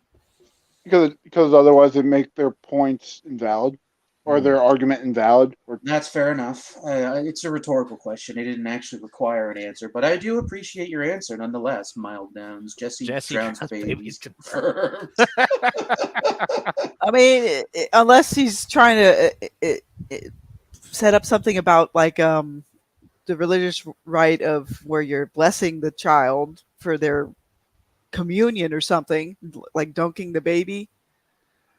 Yeah, I don't think so. I think she's just setting up a completely fake, analogy or whatever of, both sides kill babies, and it's like, but that's not the case. One side is advocating for killing them, and the other one's advocating for not killing them. Dunking the baby. For the record, I prefer to 3-point that bitch. She's Marcy Darcy and a closeted lesbian. What's a Marcy Darcy? Married with Children. Oh, okay. I haven't seen that in so long. I mostly remember Al, his friend, and the wife, because the wife played Leela in Futurama. I mostly remember that because of Peggy and Al. Yeah. I don't remember any of the other characters. I think they had a son too. Bud, yes. I think, yeah. Bud. Yeah, Bud. What was the daughter's name? Kelly. Oh boy. But even the way I was raised, my parents basically told me, like, once there's a heartbeat in that fetus, that's pretty much no longer just a simple fetus. It's an actual person. I hate that shit so much, man. Not the argument. I'm just glad that my parents didn't even think of doing that when I was a kid. Like, oh, the baby's only this many weeks old. It's like I was born so premature that my dad had to do 3 or 4 blood transfusions to get rid of the toxic levels in my blood. So my blood type is actually my dad's blood type now. Wow. Yeah. I was born just as they got the new incubator stuff online. If I had been born like a year sooner, I might have died. Damn, dude. I was born premature, so that explains my retardation. Oh, yes. I fully admit I do have certain level of autism towards things. Yes. But I try to corral my autism and not inflict it upon the internet. Oh, Marsupial Gamer says Marcy Darcy was the neighbor's wife. It's been so long since I watched that show. I just don't remember it. All of the ancillary characters they've completely gone in my memory, unfortunately. Well, my dad, when he was younger, he actually looked just like Ed O'Neill from Married with Children. He would dress the exact same way, and he looked just like him. Same receding hairline too. Nice. It just takes more time. We're killing fewer babies. So obviously, we can't be as big of monsters as they are. But they're over there being like, oh, drowning babies. No. We bash their heads against what's clearly far more humane. Just boom, one whack and it's all over. Drowning. Oh, no. Just how humane it is when they take those darn big clippers and pull the fetus or the baby out of the mom. Because I saw that Dr. Gosling movie, and that was horrific. I'm happy to say I missed that one. Comfortable, but more. No, we don't do more. No. Time for the kill. Our kills are instantaneous, but you have to the technique and line it up. It takes a long. Those motherfuckers. I'll bet. No. I heard reports that they will just 2 hands drowning 2 babies at once. People with big hands, sometimes 4 babies. Oh my god! I understand this is comedic delivery, or it's supposed to be, but it's not funny. Yeah, literally no one, Marsupial Gamer. Yeah. Now remember, Einbrecht, Doomcock is jealous of Jesse because he's not as good at telling jokes. Now, see, I don't Are you the fucking baby. serious? She made that argument. Yes, she has. Jesse, Yep. You are not funny. You are an autistic retard that does not belong on the internet. Please find a sturdy rope and a sturdier tree, because you are not going to be able to hang yourself on a normal tree. Or save it just for Halloween. No, what was that? There was a joke where it was like, I don't like to dunk the baby, I like to 3-point that bitch. And with how much stuff we sell at work for people to abort a kid like almost instantaneously, most women's bodies are Aztec temples. Not fun. In the videos, I know it's happening for sure. And all I'm hearing is, y'all are all just fucking killing babies. You are all fucking wrong. And by the way, don't think if you're Seriously, sitting there like, who on the right is killing babies? I have no recollection of this happening. I propose we start at Alex Jones's right jar. Well, most of the to the right people that I do follow on Birdsite, more than anything else, they've been trying to find ways to save more babies from people being irresponsible. Yes, that's precisely it, Jabba. Is that a childbirth joke that he's making there? Or? No. It's a joke delivery. Okay. It's a joke delivery. Yeah, and more than anything else, you know who buys most of the Plan Bs at my work? Hispanic and Black. There's a handful of white people, yeah, but majority of them, yeah. And I'm just saying, they keep thinking nuclear families are a bad thing. Like, no, that's what stabilizes a lot of people. Yes. I knew you were wrong. I've always known. I've always said, fuck this. Ah. I think her autism. Okay, so I was right. The delivery joke was implied. The delivery joke was implied. Yeah, fair enough. Liam would love to hashtag romance Jesse. Likes to bash children's heads with a hammer. He wants to turn children to Gus the Gutter Bird. Oh, God. Yes. And you know what? If you're going to be a YouTube personality, even a minor one, don't put your kids on the camera. Please. Because far too many people put their kids on like regular videos, even on Facebook. It's like, don't even do that. I'm glad I grew up without social media being a big thing when I was a kid. Yes. Unfortunately, she does. System, fuck the establishment, fuck authority, fuck Democrats, fuck Republicans. Do not trust the system. I've always known. I've never bought in. Oh my God. Remember how the system isn't just Democrat, Republican. You're your own version of tribalism there, buddy. And I don't know if you realize this, but so are the people in the government. Considering. Their tribe is the people that are keeping the money for themselves, and frack the rest of you little people. I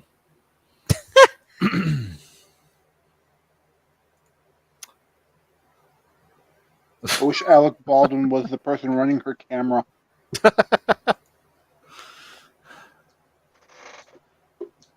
Very true, Helmet. I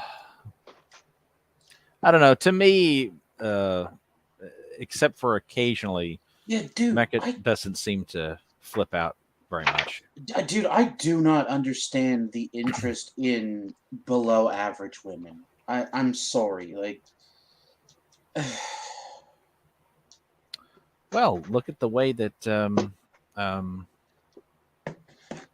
my God, I've forgotten his name. What's his ass? Spirit Scar, that's it. Look at the way he sims for Vicky. Holy shit. Dude, the poems he wrote about her fucking legs, hilarious. I think part of it is people just don't have normal like courting setups anymore. You know, again, even in the Victorian era, families would set up their kids with other people's kids, and they'd be like, you know what? I think this woman would be a nice person for my boy Henry, and Sally would work well with Henry or something like that, because those families knew their children and everybody else well enough to be like, okay, these two might be able to, hook up and make something better. The community colleges rejected Jessie, and that's why she acts this way. Oh boy. She's trying to get that lesbian minority grant. Mecha Random has a guitar bard. Does he mean board? That follows here at least. Does ugly equal Spurg? I mean, yes. Well, but on the flip side, the way some things work out, if a woman takes herself too seriously, she becomes super vain. That's what happened to Vicky. Promised never to read any of the poems again. Without even examining the system to see if it has any valuable parts, you have cut yourself off from understanding or utilizing any parts that may in fact work. You didn't even consider the possibility that there are parts that could. That's wow, the how parts are closed-minded busted, lady. You are. You've also cut yourself off from another key point of this. But don't worry if you find yourself in one of these situations. If you're like, oh God, shit, maybe this smacks a little bit of truth. Maybe this is me. Maybe this is me sometimes. Like, we all fall. Look, it's hard. It's hard not to sometimes fall into a little bit of groupthink.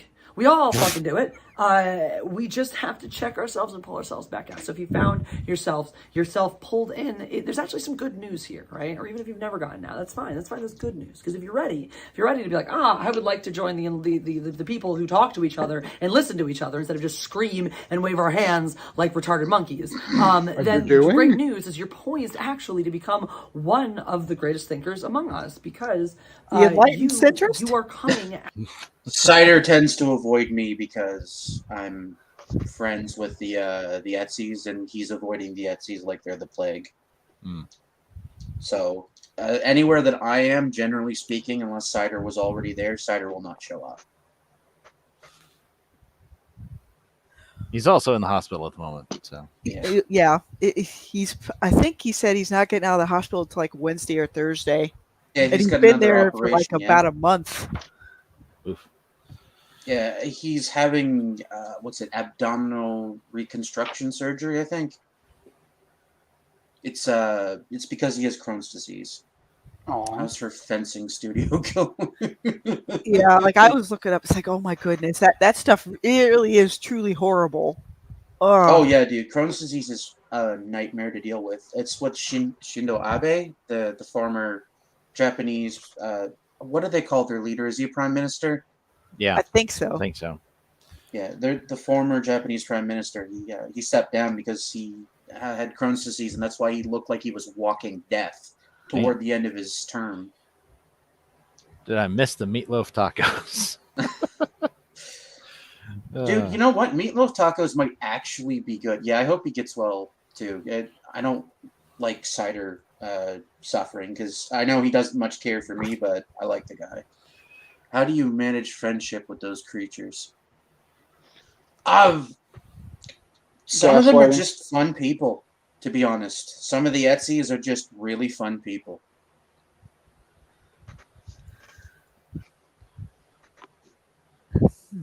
I'm just looking. What else? What else? Wait, is she the fencer person that was doing that Kickstarter? Indiegogo, yes. Or whatever it was. Like, okay. Because I was trying to picture where I've seen her face before. I'm like, okay, that was it. Yep. I just recognize her from that Testify video of him doing the like a virgin. And that's bad. Oh, dude, that's why it's so funny, because it's not that far away from how she sings. That's why that testy video is as funny as it is. Sounds like it needs to be played that way the audience knows what we're talking about. Back in the day, whores were 9s and 10s. Now every 4 thinks they're a top class, and sadly, a lot of guys go for that. Yeah, see, men aren't being raised by men anymore. Men are being raised by females, and a female cannot produce a functioning adult male. From an ideology, so you're bringing with you the perspective that says, I know that there's more than one way. I've seen what one way does and how that can be wrong. Also, you're bringing the empathy. I understand what type of person could believe these things. It's that type of person, or simply the person who just constantly surrounds themselves by people who thinks differently. Should fours not be married? Opinions, they can please? absolutely get married, but they should be marrying people in their league. In their league. Well, yeah, a lot of them think they can snag even a 6 or 7 level man, like on the 1 through 10 scale. It's like, no. I mean, I even see it at work. It doesn't end well. And they get pushy. They think men owe them time, money, and attention, like bar none, because I'm a woman. Well, like I've been told before, a 4 can be a 7 if she can suck the chrome off a fucking bumper and a plastic bag. Yeah, if she can suck a golf ball through a garden hose, she might win some contests. But those are rare exceptions. Most of them don't put that kind of effort into dick sucking. Yes, I do believe that I did a standalone video about her issue with Nerdrotic. Yes, Pangea has a Discord. Yes, there is a Discord for Pangea, but it is not open to the general public because we've had too many degenerate weirdos show up and try to report people. Yeah, Jabba says that he doesn't remember being invited. He just snuck in. Yeah, Jabba just yes, absolutely. It's funny. I thought it was public. I thought I just got the link off some streamer or other, but I guess Testify must have invited me at some point. No, Testy or one of the other admins would have had to have generated an invite for you. I'm into fat girls, but that whole body positivity crap killed it for me. Yeah, dude. Yeah. I like okay, and I will say this now. I like a woman with a little more meat on her bones. I don't mean fat or obese. I mean just she's like 10 pounds heavier than she should be. I like that on a woman. In other words, thick, I guess. Yes. I don't like obese chicks though. I can't do that. It's not my thing. Oh, but you'd have to ask the guys. I can't generate invites. Tart Lennon. Talk to Wiggle. Yeah, I think Wiggle's one of them. Wiggle runs the server now. Lady Testify passed the rights to the server on to Wiggle. Because I don't assume anything. Yeah, but yes, ask Wiggle. Yep, Wiggle is the one who doles out invites for people, so you would have to ask him. To be serious, though, a 4 can raise her number if she learns it. Yes, that's correct. Exactly. See, this is something that Terrence Popp says often. A 4 can make herself a 6 or a 7 by being helpful, by being compassionate, and by being just nice. Yes. A good attitude can turn a 4. A good attitude and the ability to cook can turn a 4 into a 7 for a lot of dudes. I would honestly recommend that guys learn some basic recipes as well. Yes, dude. No, because cooking for yourself is a lot of fun. It really is. Yes. If you cook good meals, you will enjoy. You will enjoy eating it more because you know that you made it and it's good. Childbearing hips. Yes. My grandmother gave me some really good Italian recipes. My mom gave me some really good German recipes that I have fun with. My dad taught me how to cook Cajun stuff. Oh, I don't know. I didn't even know Vinny Trader Mella has a fucking Discord. That's funny.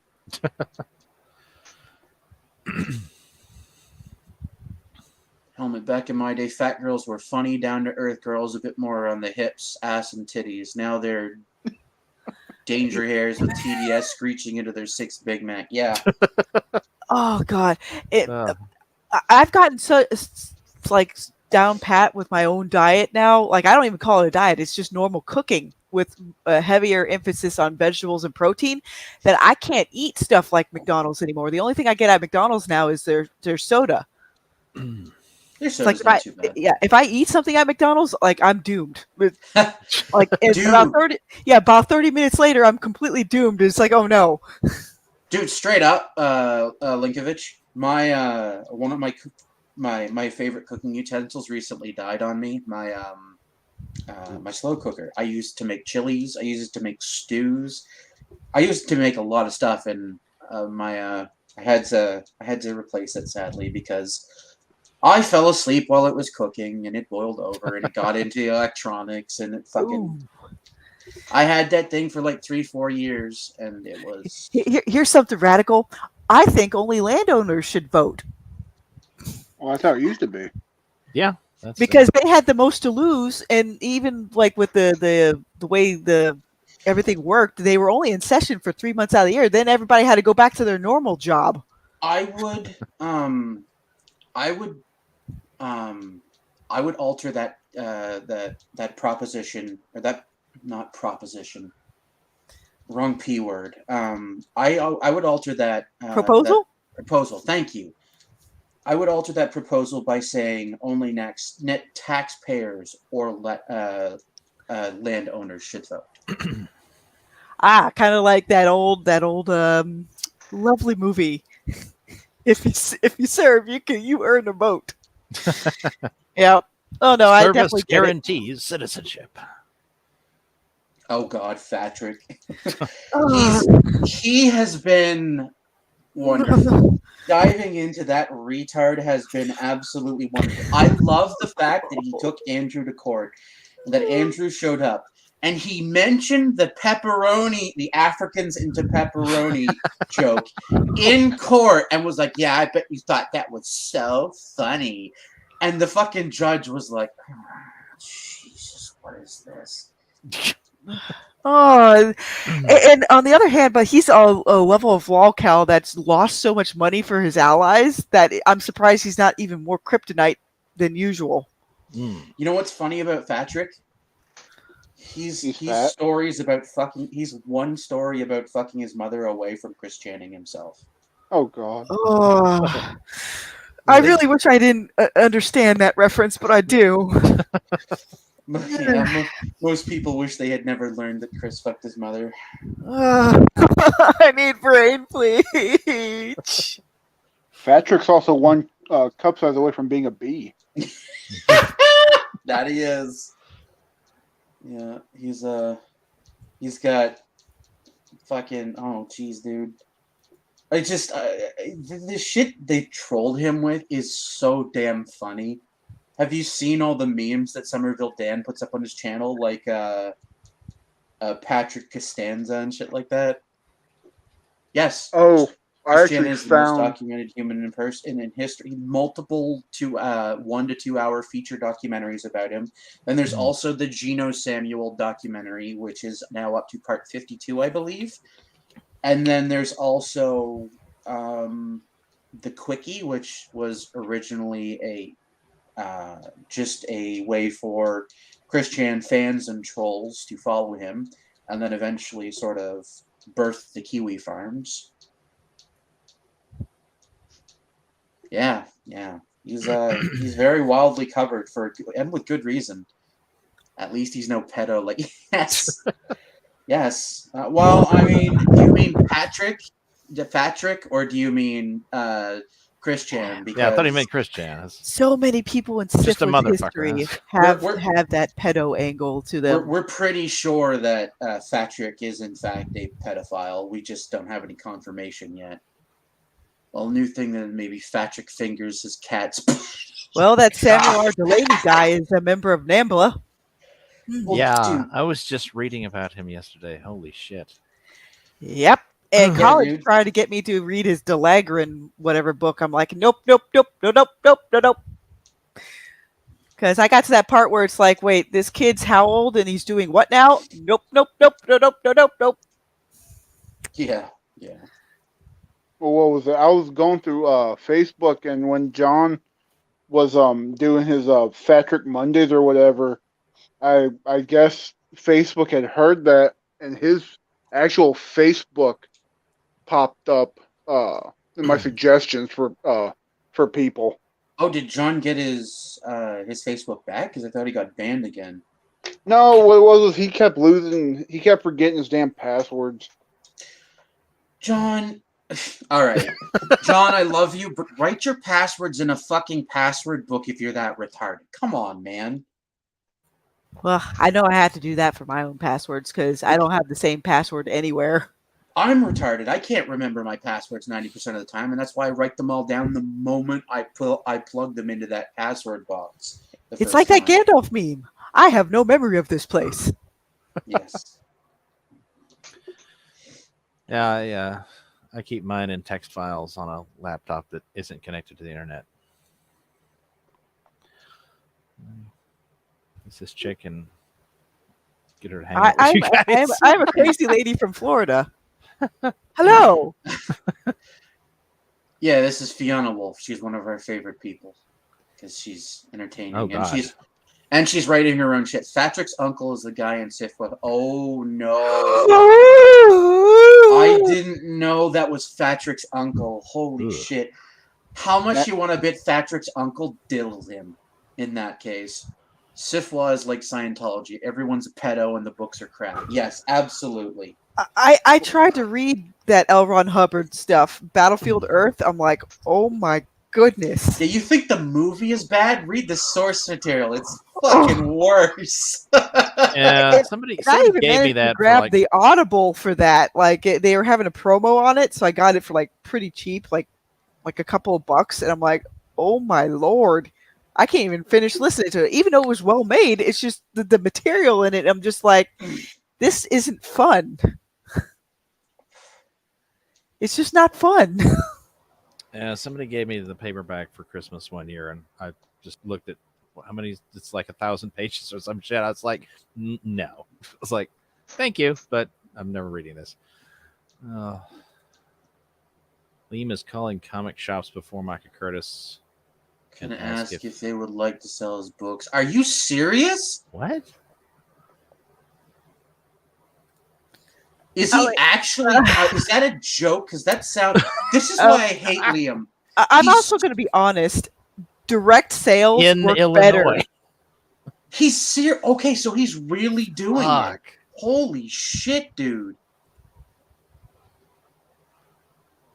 I think Micah's sales went up after he did that Liam expose They shit. did.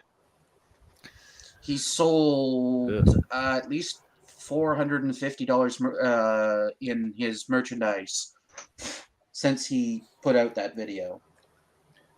Okay for Micah. Hell hath no fury like an orange koala scorned. Yes. I mean, I'm going to be honest. The way Liam is acting, he's acting very much like a woman scorned. He really is. I should know. I have a pair of ovaries that tell me so. Liam was raised by a single mother. What do you expect? And I say this as a dude. It took me 20 years to unlearn my fucking bad behaviors that I learned from being raised by a single mother. Because when you're raised that way, everything is a transaction for affection. Yes, that's correct. Or clout for a relationship. It's like, if I do this for you, you got to scratch my back and do this for me. And if you don't do this for me, I'm going to turn my back on you and say, I hate you. I will never work with you again. That's the mentality that a lot of them have. And I'm just like, in some cases with even especially smaller creators, you can have a business relationship without genuinely liking a person. Not everybody's going to be kumbaya friends.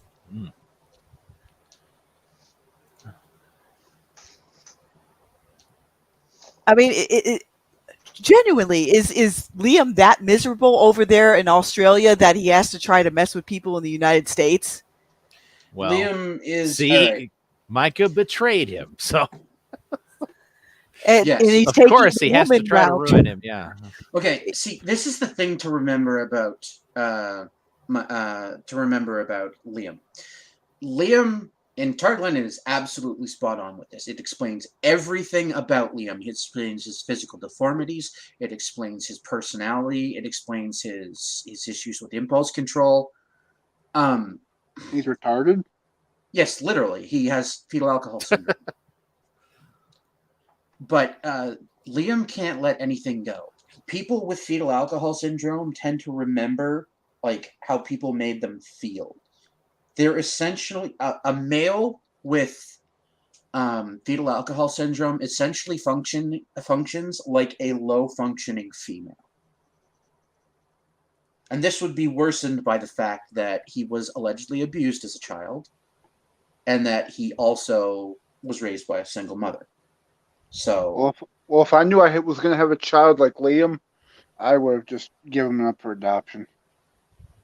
I mean, yeah. Let him be somebody else's problem. Yeah, pretty much. It'd still come back to be your problem at some point, probably. And now if you give him to the pound.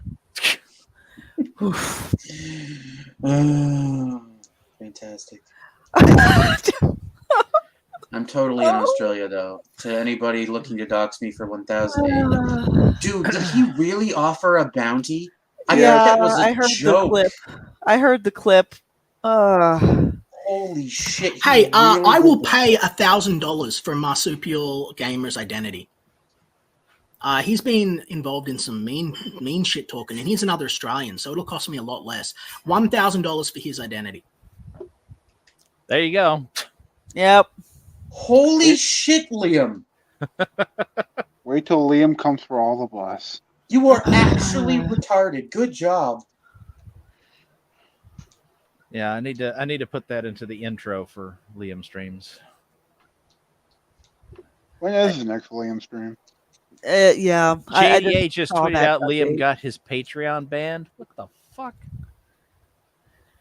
I mean, at this point, when I'm ready to launch all my stuff, the avenues I'm looking at might not even exist in another year or two from now.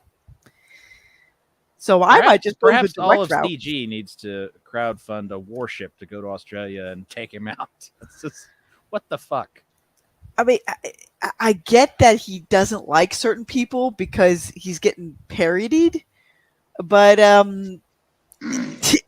my guess is he wants somebody to try to deplatform him in the same way, so that way he gets validated on his feelings, like a woman would.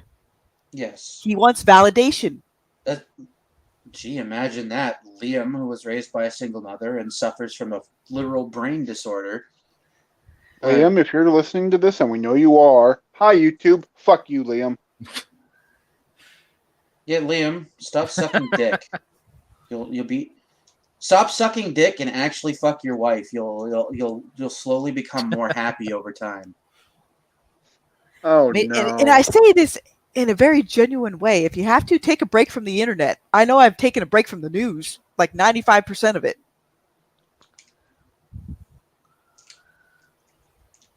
And it's sad to say, but even when I was going through basic training with the Navy, the insults my own mother threw at me were more vicious than what the RDCs could ever dream of. Seriously, even in Navy boot camp, they treated people a little bit with kid gloves. They used to have like stress cards, but they got rid of it after a while.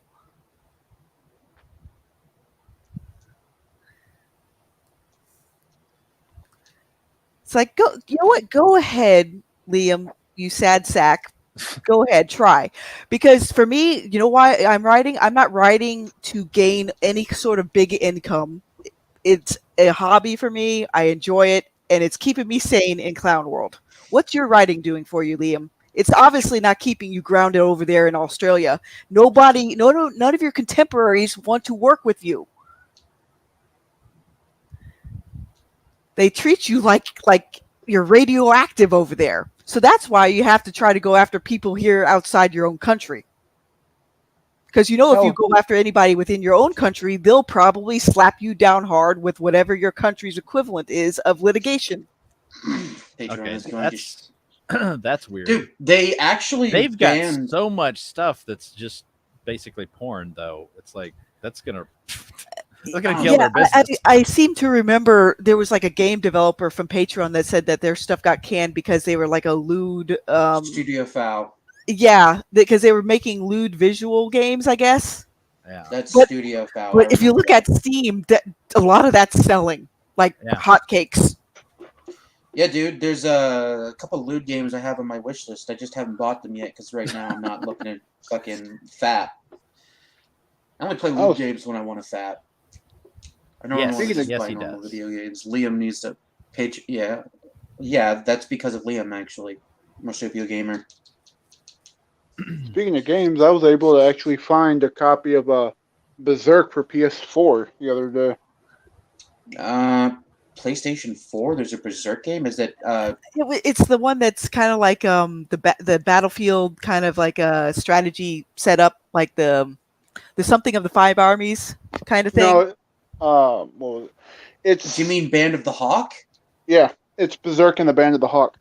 Yeah, because it's not. Yeah, I heard it's a pretty decent game. Yes, Testify was right. Testify was right about most of these weirdos.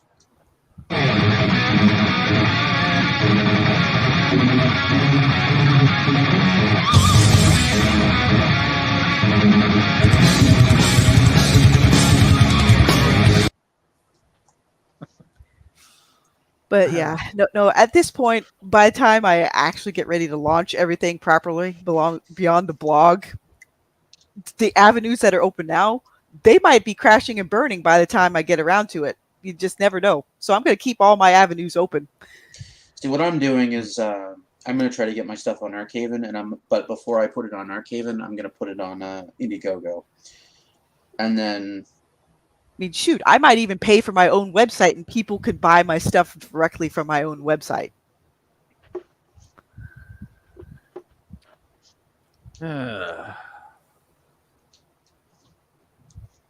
Vinny? Don't know. I'm definitely not backing his next project, though. Fuck him. No, I didn't back any of his projects because I did. He didn't. Oh. I was going to back Shadow of the Kraken, and then the stuff came out about him supporting Liam.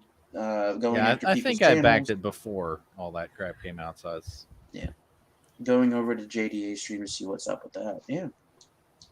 I mean, and you know what? I'll do the same thing over there. I'll link people to some fun stuff. Not tennis or self-indulgent. Yeah, well, it might take a while. I hope EVS goes through. Yes, so do I. Needs to. Yeah, I really hope he does that. Has that key factor of empathy that people who are stuck in tribalism are missing. That ability to understand the people who are different from you. Beware of the person who has no empathy for their enemy. Because it means that their vision of the future is a world that does not include anybody who is in any way different, acts or thinks. No, that's objectively incorrect. I have no empathy for my enemy, but I still don't want them dead. You fucking moron. I'm fine coexisting with them. I just don't want them in my life.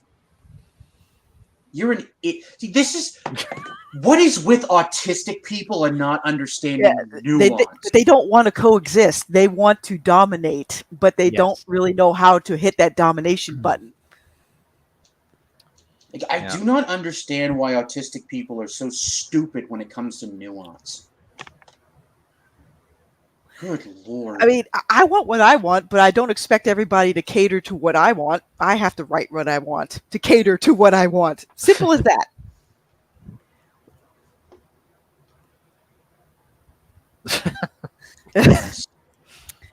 And that's another thing. You know how you know you've made it? When you get somebody to parody you or make fan art of whatever you're making.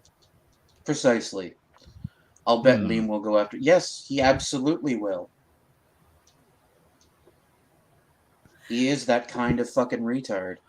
Sadly, there are some holes in Amazon where you can report people's books for like even grammatical errors, and that they'll temporarily take down books. It's ridiculous. So, but I've already given other indie creators that heads up because it happened live on one of Ishii's streams. You know, one of the writers' room guests, his book got not completely deplatformed, but deactivated, the Kindle version, because some idiot that was reading it didn't understand military acronyms. What And a then- fucking moron. Yeah, so Yeah, I'm they thought it was guessing- misspellings, and it was just military acronyms. The military loves to acronymize everything. Well, yeah, Terrence Buck does that in his books, and I don't understand why they would care about misspellings or grammatical mistakes because, like, I don't know, 30 years ago, I didn't see hardly anything in the way of errors in, professionally published books.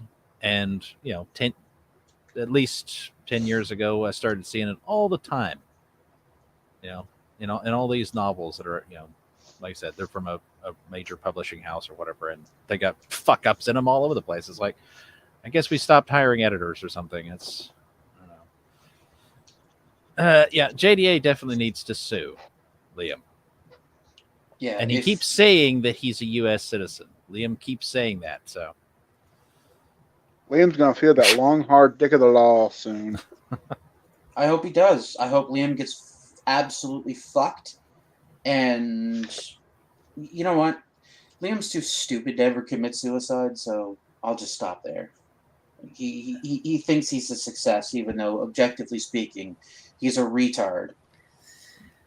Well, I'm gonna be blunt. People with his kind of personality are too narcissistic to even contemplate suicide. That's correct.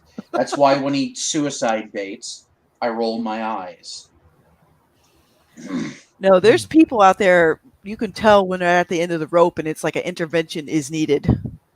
Yeah, I've had one such friend. He didn't talk to me for like 3 weeks when normally he'd message me every couple days, and I'm like, something's going on here.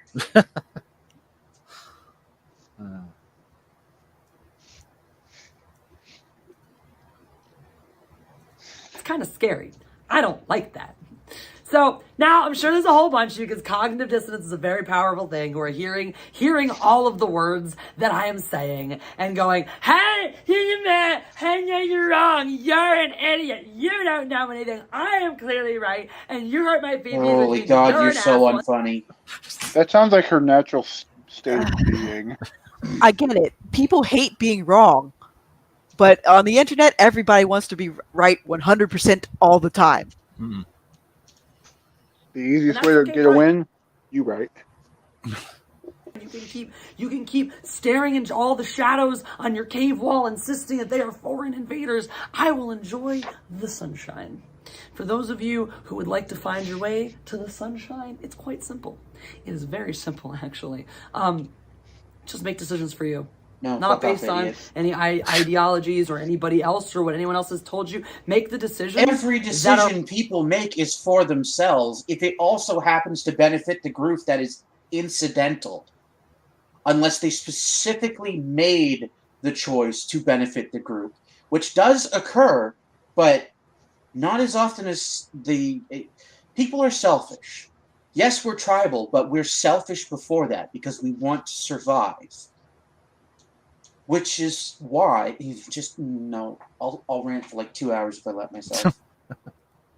Right for you about everything. The big things, the small things. Make the decisions that are right for you. Step 1, step 2. Let everyone else make the decisions that are right for them, no matter how different they are from your decisions. No, objectively wrong. Absolutely not. If you don't want children, take birth control or don't have sex. Use condoms. Based on how much we sell at work for Plan B, people do not use any kind of protection whatsoever. Mm-hmm. Yeah. Unfortunately. Going for People a are quickie stupid. wreck that's sticky. It's because people at their core do want to reproduce. That's why they don't use protection instinctively. It's not, ooh, this is naughty. This is what I want to do. It's, oh, I want to have a baby. Because imagine that, our species is actually meant to fucking proliferate. Them fucking do it and assume that those decisions are right for them. unless they prove otherwise. And that's not a lot of situations where they're going to do that. One is if their decisions include not respecting your decisions or the decisions of other people around them. That's just basic. Your rights stop where mine begin, and vice versa. Show a little basic human decency, people. And then the other case, obviously, guys, like if someone else is making decisions that is harming them, especially in ways that they are not aware of and not okay with, yeah, you should probably step in. But if they are aware and they are not, man, claiming enlightenment is fucking retarded and cringe. I absolutely agree. She's not enlightened in any capacity. The more she flips her hair, the less serious I take her. I mean, if our bodies still run like they were when we were cavemen, then yeah, we're not too far from being like super enlightened and beyond our basic setup.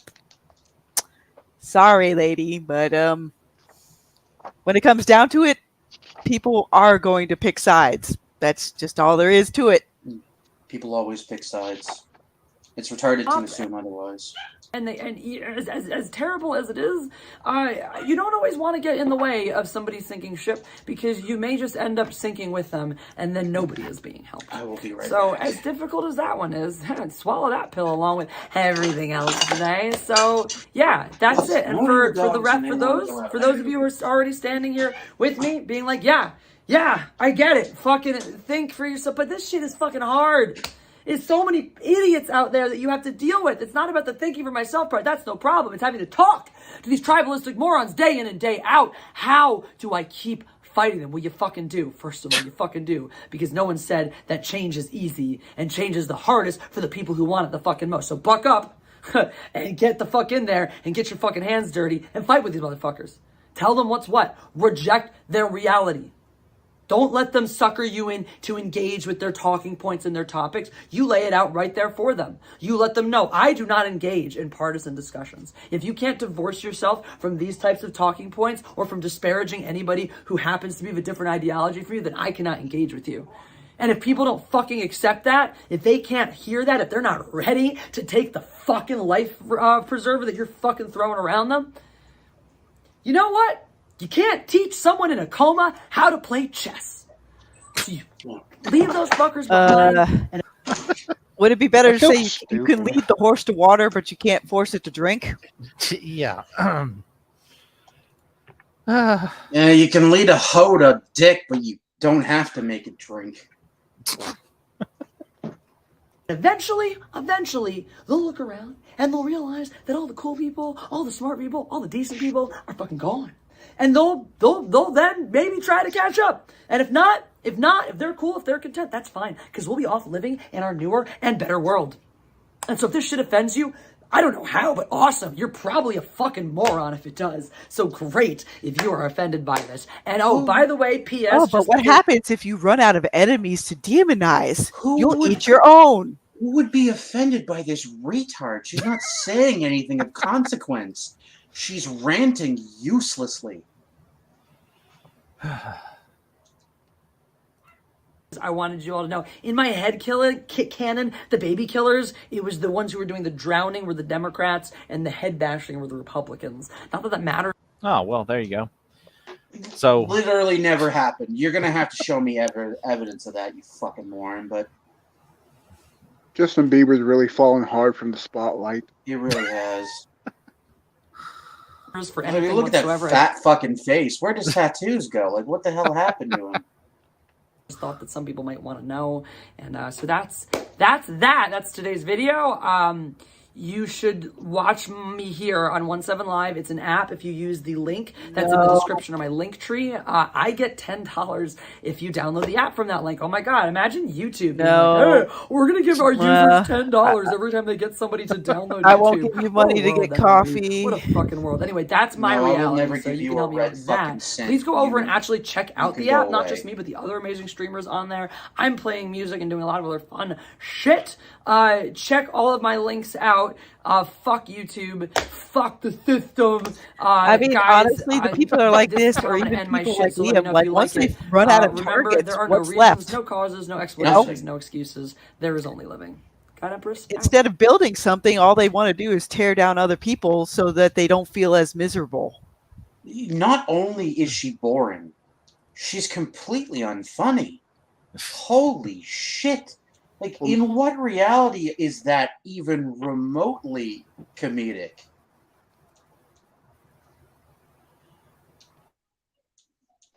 Good lord. See, this is why I don't watch most YouTubers. They're not funny. They're not entertaining.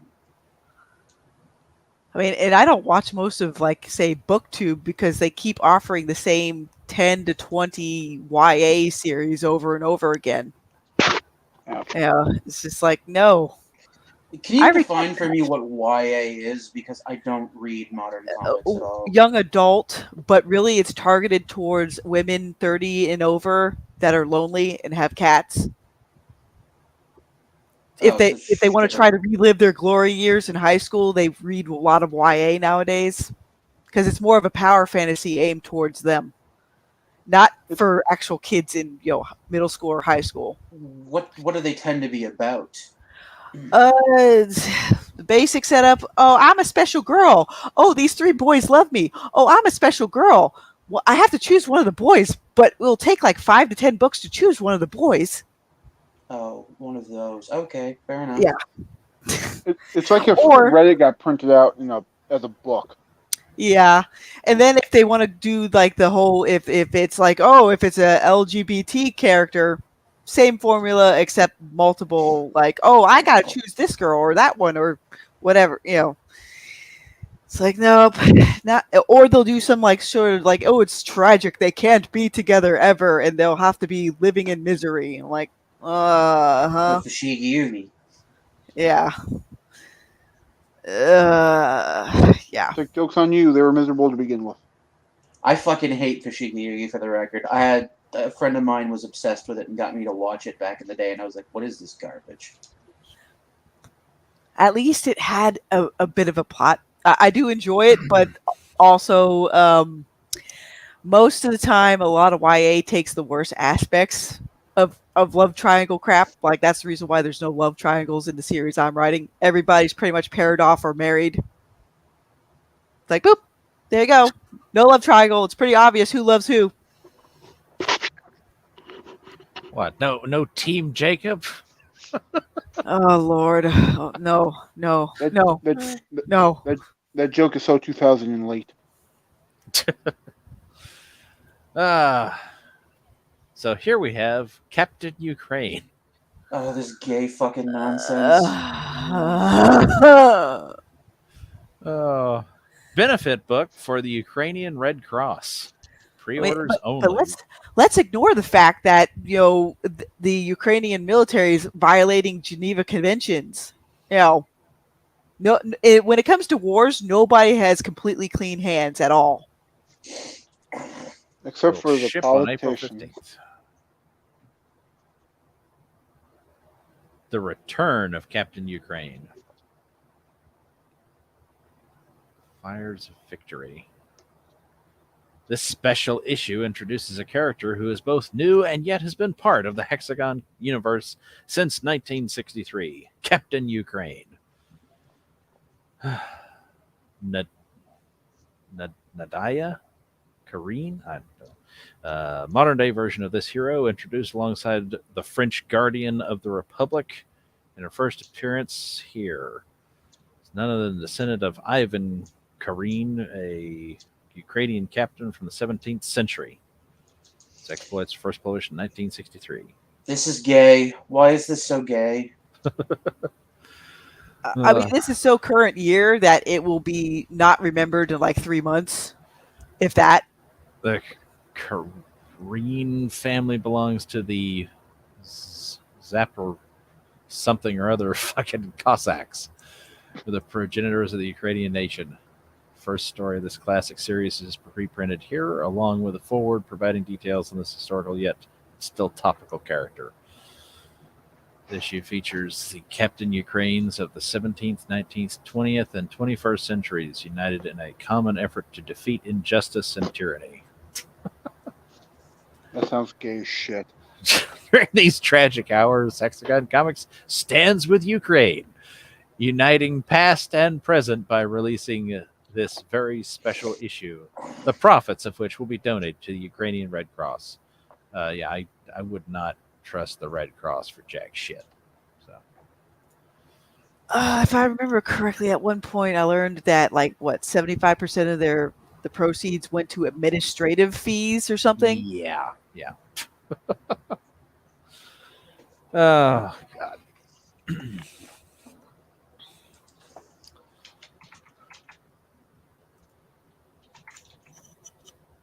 Ukraine is one of the biggest corrupt shitholes of this planet. Yes, it is. Yeah.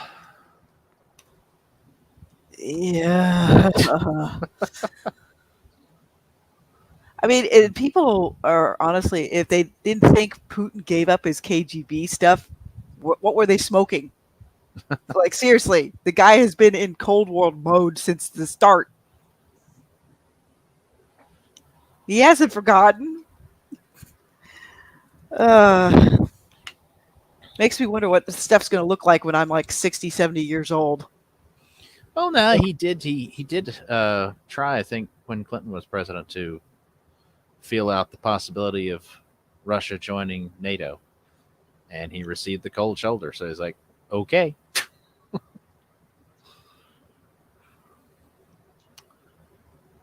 Reddit bans the word groomer. Are you fucking serious? But again, it's Reddit.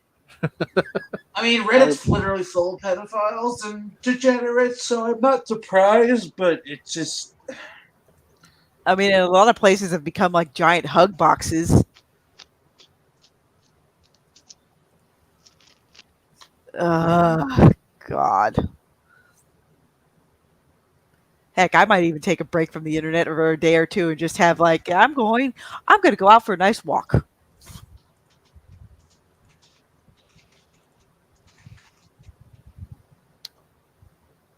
Because this stuff right here, it's like, it's almost as bad as when Marvel did all those Obama covers or Vote for Hillary covers.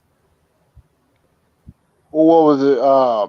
I think Eric Larson, the guy that created Savage Dragon, did a Biden Harris cover. Oh, awesome! I get to stream snipe myself, kind of.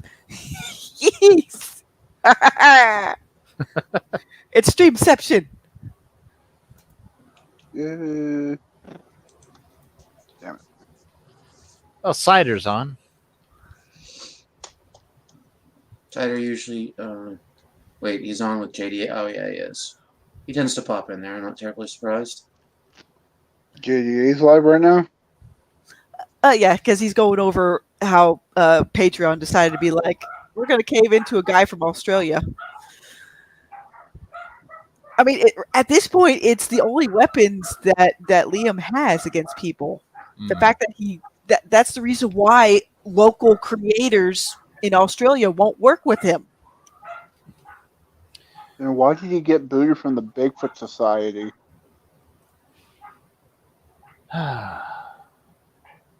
Well, he wanted to sleep with Bigfoot, didn't he? Okay, well, I guess that's the stream, unless anybody else has anything that they want to discuss. I got an art update. Nice. Let me put this together here real quick. And you know what? Don't be like me. If you want to do something, don't delay it. Like, if you want to start writing now. Gosh darn it. Because I wasted over a decade not doing that. I've wasted 2 decades not doing that. Exactly. Yeah.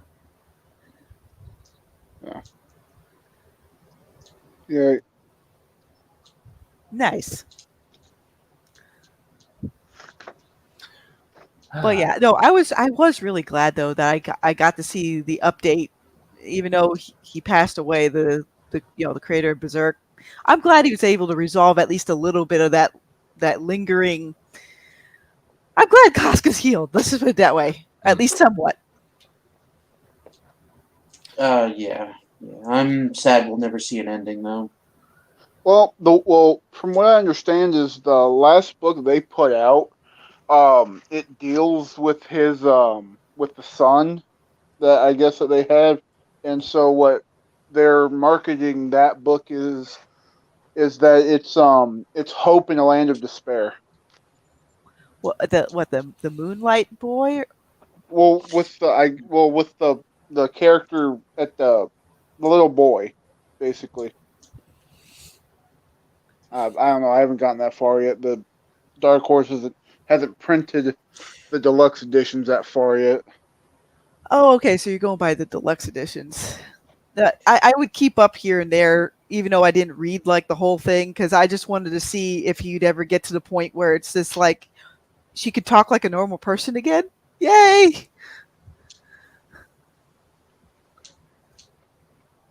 Well, at least she ain't a potato no more. Because I started hating the character of Casca just because it just became so annoying. It's like they should have just killed her off and then just been done with it.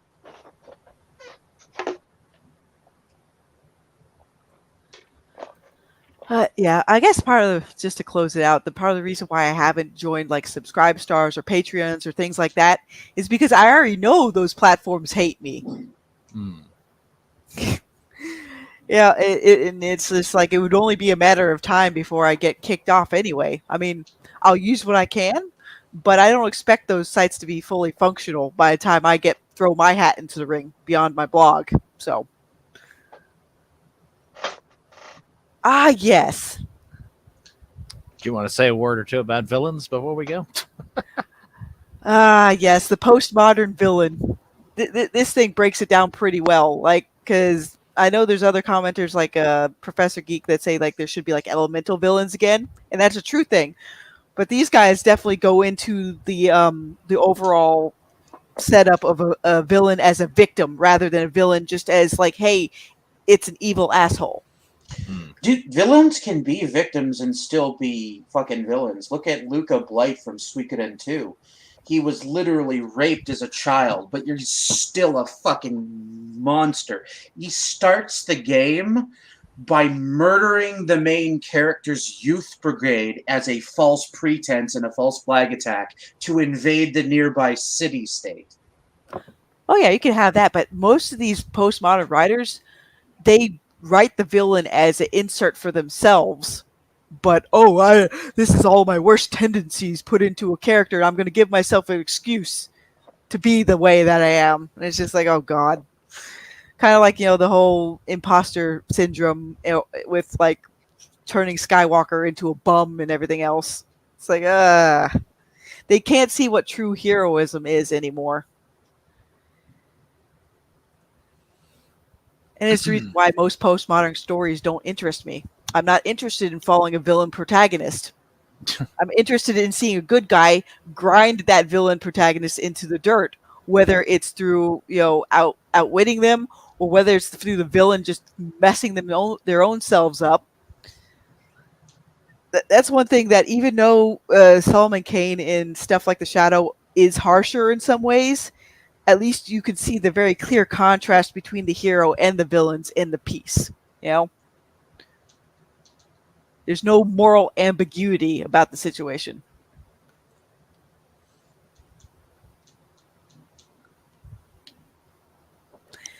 Yep, but most of the postmodern writers will see their precious villains as a victim that has to be understood and sympathized with. It's like, I'm not here to sympathize with villains. I'm here to write about their destruction.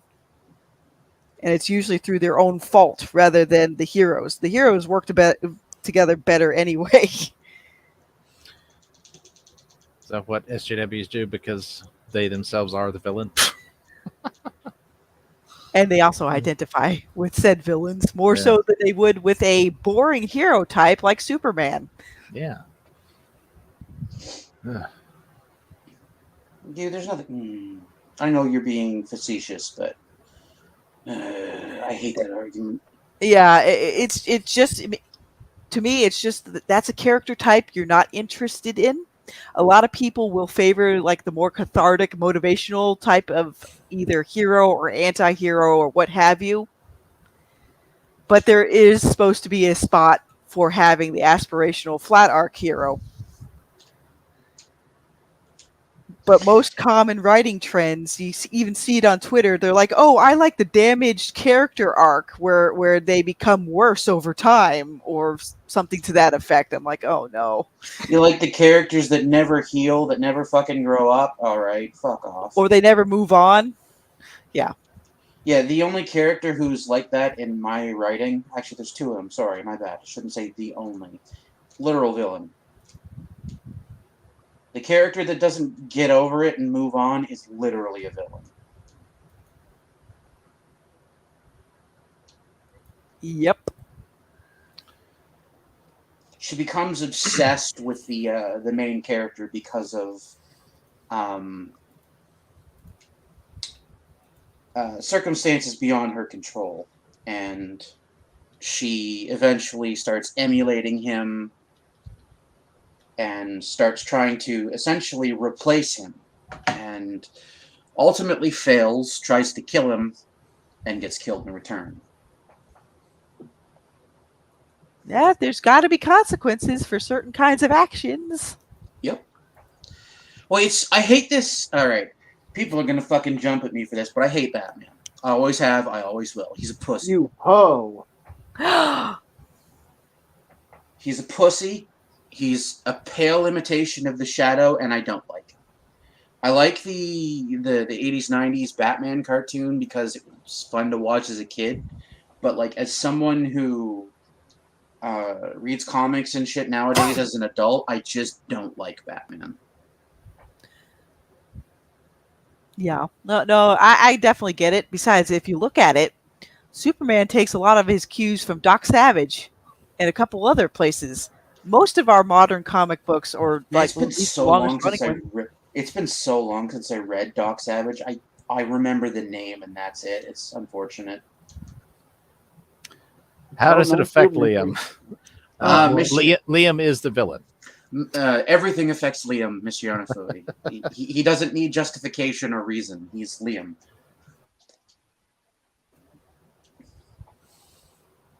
Liam only needs two things in life: Odie and some baby oil. Oh boy. Yep. I mean, he could probably use some Astroglide too, unless he really wants to tear up Odie's back tower. Oh. I thought Liam's motto was "the rougher the better." What's that? I thought Liam's motto was "the rougher the better." I mean, it might be. That's a distinct possibility. Oh. Yes, we are assholes. Was that the motorcycle gang that his parents were part of, or whatever? The Rough Riders. The alleged. Yeah. But this article is on point. If you can't understand good, then how can you understand absolute, evil as well? Now, postmodern tries to blur the two. It's like, no, there are lines where you're crossing from good to evil. Precisely.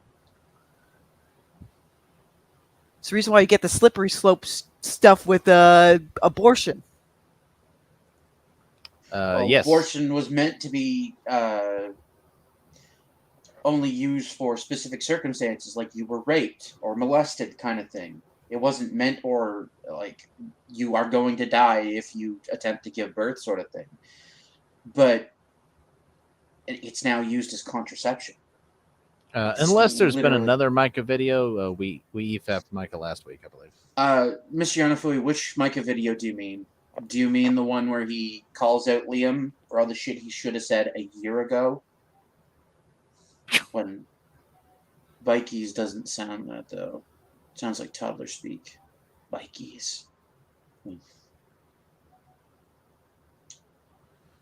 I mean, Liam's perpetually arrested, so his brain doesn't function correctly due to being fetal alcohol syndrome, so maybe.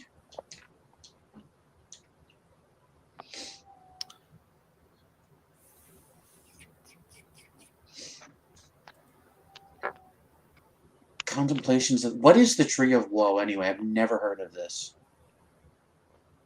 I wonder if any of Liam's arrests involve elementary schools.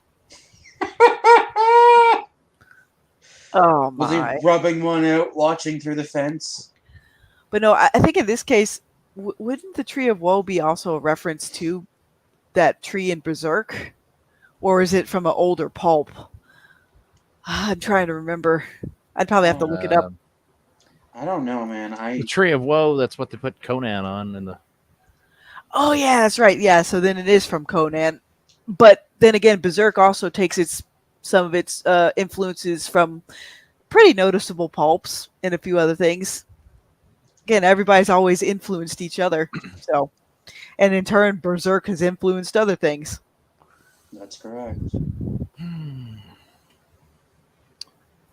Well, hell, you had like Mad Max and Blade Runner influence Fist of the North Star.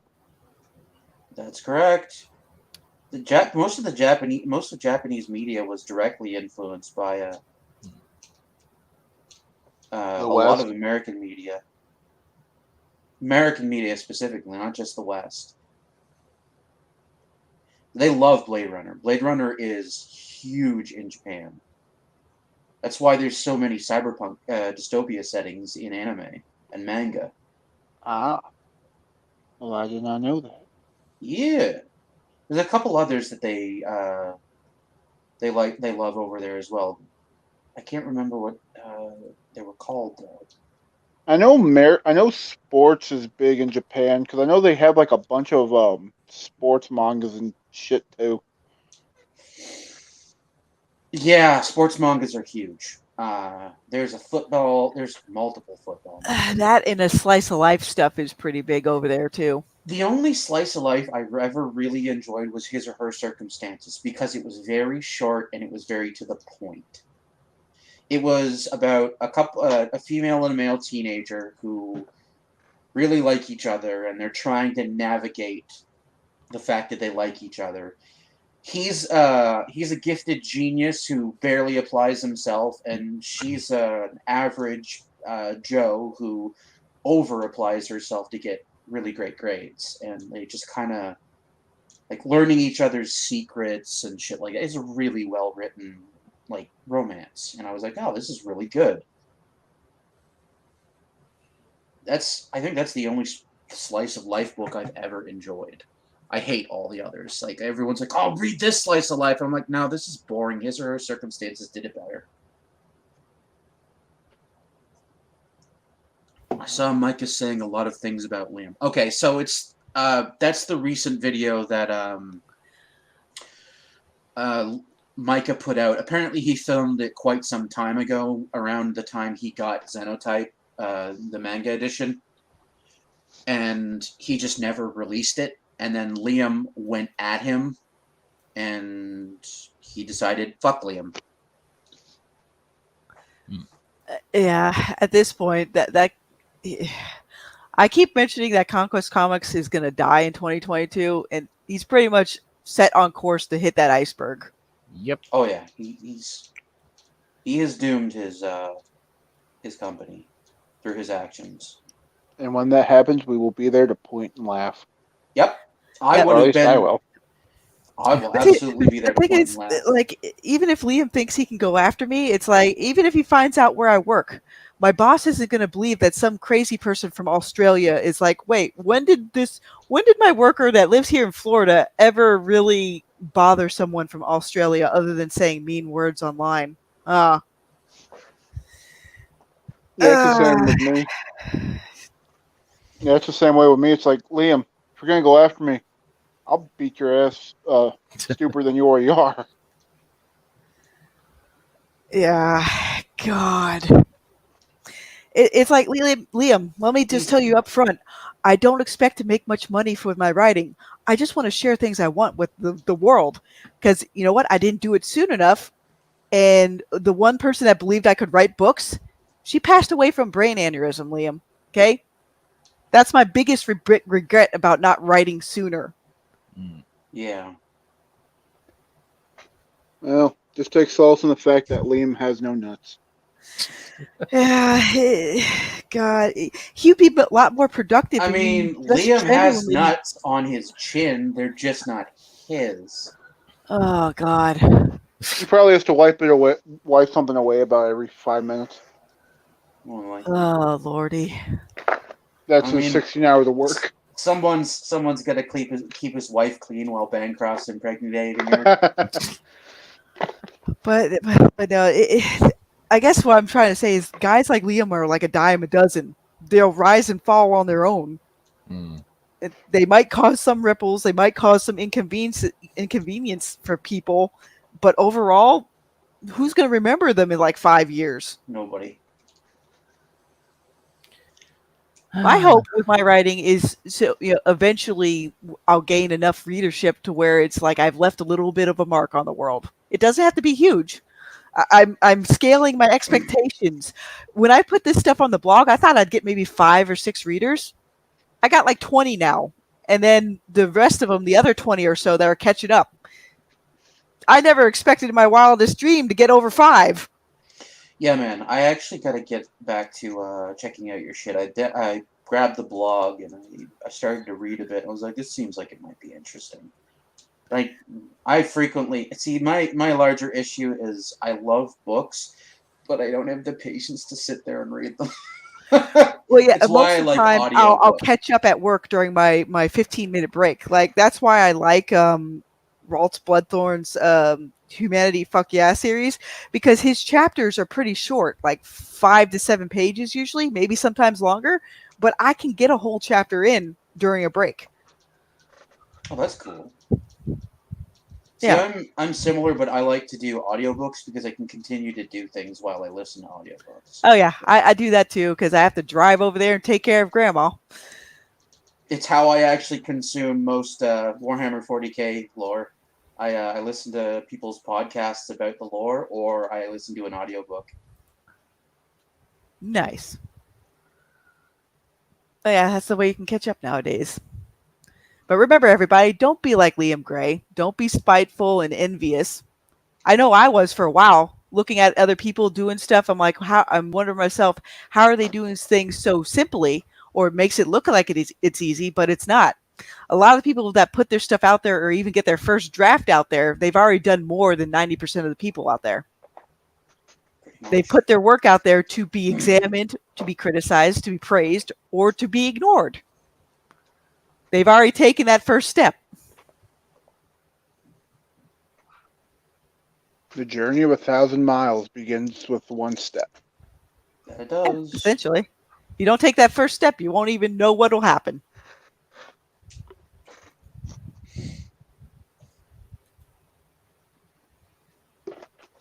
Great. I guess that's about it. Like,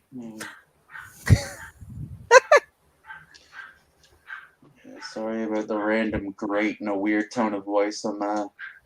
I'm fishing in Breath of Fire 3, and it's just whenever you catch a fish, the fucking thing shouts "great" at you. It's like, no, it wasn't great. That was a really weak reel. It's easily the best fishing mini game I've ever played. It's fucking wonderful. I love it to death. No, I don't know, these fucking weirdos in there. Let's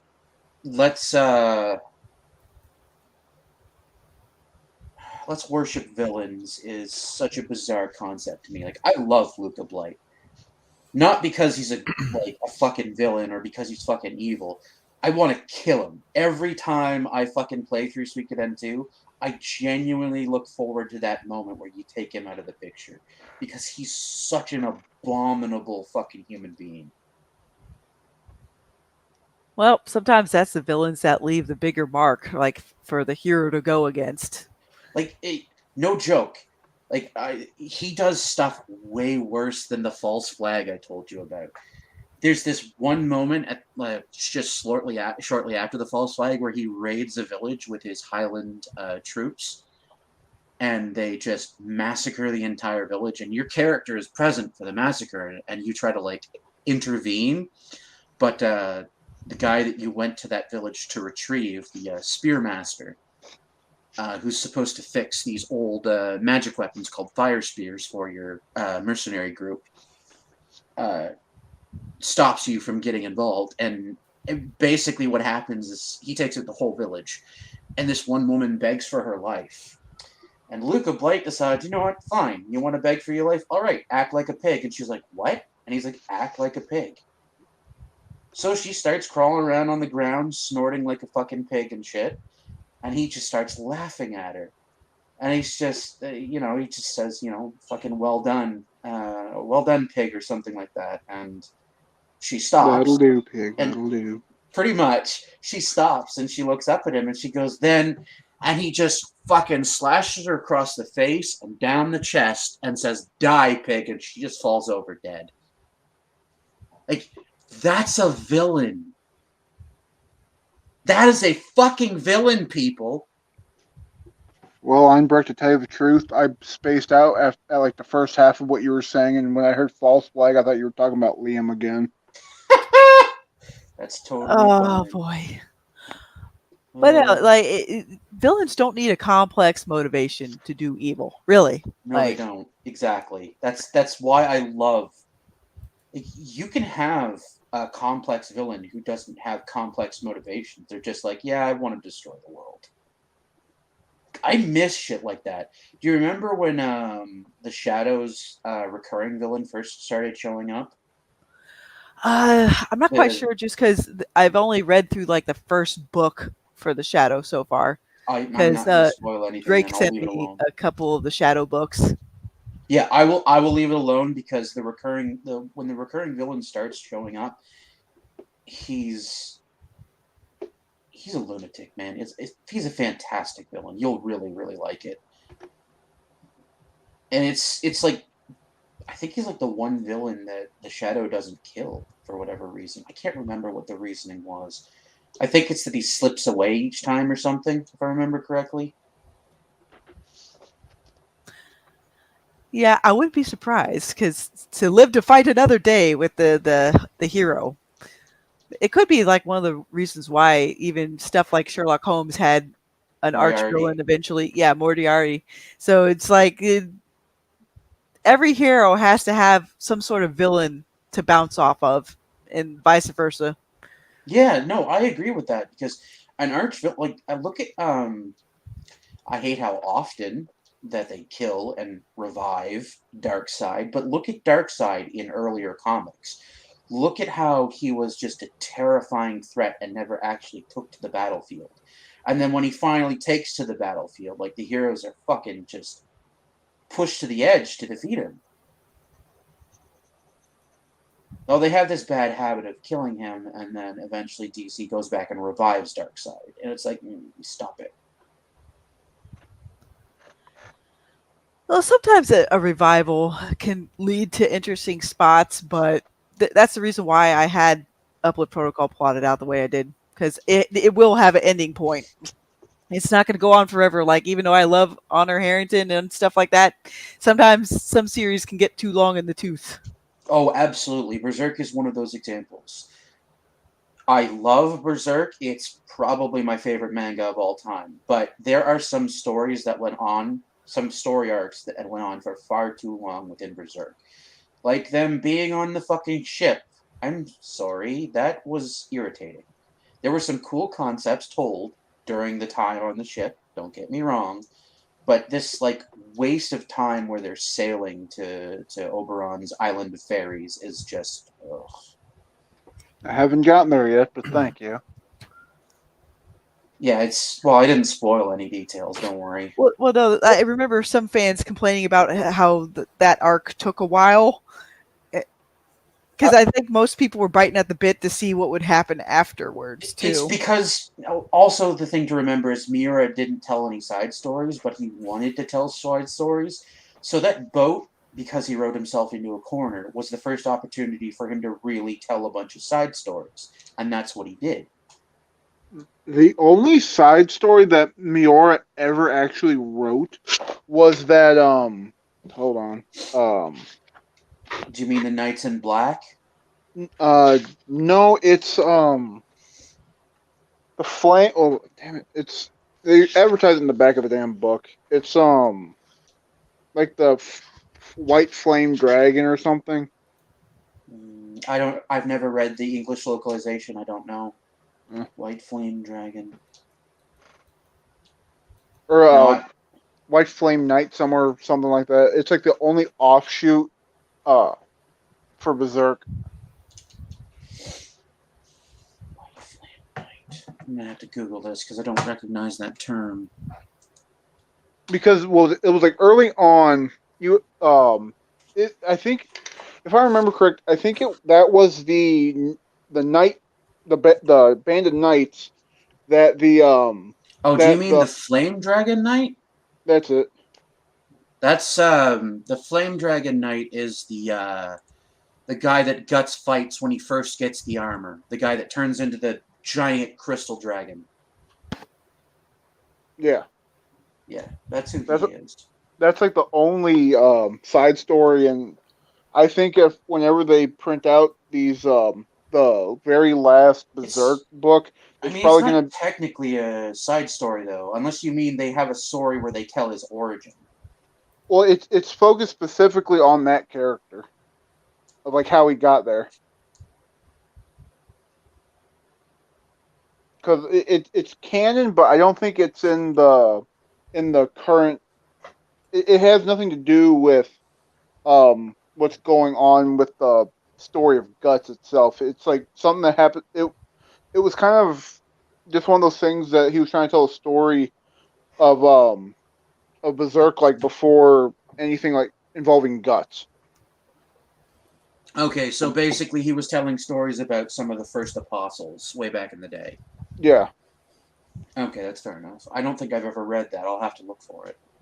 Because what was it? Because there's supposed to be like 13 books, but with the 40 and 41 being so small, because they're about half the size of a regular Tonkabon book, I think they may just end up either putting 40 and 41 in book 13 or doing a 14th book of 40, 41 in that one offshoot. Maybe. I'll have to go check it out though, because I didn't know that there was source material for the orange Flame Dragon Knight or whatever the hell he's called. I think his name is Naga or something like that. I don't remember.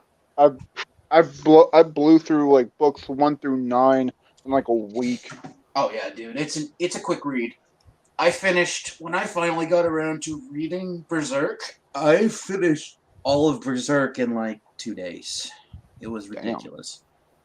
Well, the one that I'm really enjoying, and I think you might enjoy it as well, is that Blade of the Immortal. Yeah, Blade of the Immortal is really good. Another one I recommend is Queen's Blade. Queen's Blade's pretty decent if you like. Claymore's pretty decent too. If you like sort of chicks with giant tits and cute faces fighting monsters. Well, oh yeah, Claymore. Yeah. Well, I got done reading the 3 deluxe editions for Hellsing, and that's like one of the most boring stories I've ever read. It's entertaining through the fights, but it's just a boring story. Yeah, dude. But Hellsing conceptually is fucking boring as shit. Watch the anime; it's way better. That's what I've been told. I was told to watch the abridged version. No, abridged is fucking shit. I really recommend watching Hellsing Ultimate. It's way, way better than abridged. Abridged is... See, the issue I have with abridged is their jokes aren't funny. They're tryhards.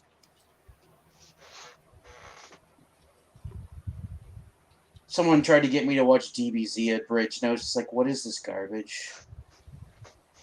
I actually want to read the Dragon Ball books. I've actually never read them. I've been told they're quite good, but I've never read the source material for Dragon Ball. I'm only familiar with OG Dragon Ball and Dragon Ball Z. Well, I picked up that Dragon Ball Z, the Dragon Ball Kakarot game for PlayStation 4, and that basically covers the entire Z story but it cuts out a lot of shit that's probably prevalent to the story. But as far as I understand, like if you play any of the Dragon Ball games, you've read and seen the show. Yeah, pretty much. They had the Budokai games were pretty decent too back in the GameCube days. Well, I fucked up with them games because I had bought Budokai. What was the Tenkaichi ones? But I had bought 1, 2, and 3, and I'm like, these are all the same fucking game. Only 1 and 2 are different. Yeah, pretty much. But well, the Tenkaichi 3 now goes for about like $150. Good lord.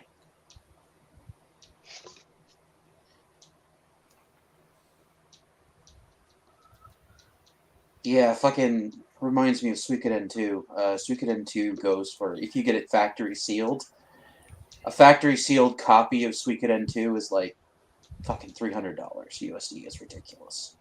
Well, the buddy of mine, he just got rid of a bunch of games about 4 months ago, and he had like the original Xenogear games, the original Persona games. Oh yeah, like all that shit, and like I forget which one it was, but like one of them is like $1,300 brand new. Oof. And I thought the sales for Suikoden 2 copies were pretty much up there. Yeah. Well, hell, some games were run in such limited printing runs that they're super expensive. It's ridiculous. Well, what was it? I think it was for like Demon Summoner 2 or whatever, but there was a box set that came with a plush, and it's brand new, sealed in the box. It's like $500. For the game and the plush. I sold the plush for like $50.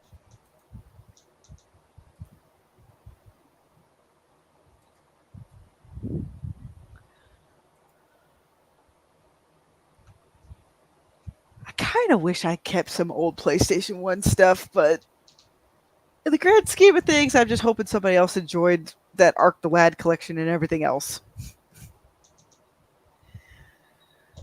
I think I even had, what was it, Growlancer at one point. Oh, geez, Growlancer, holy shit.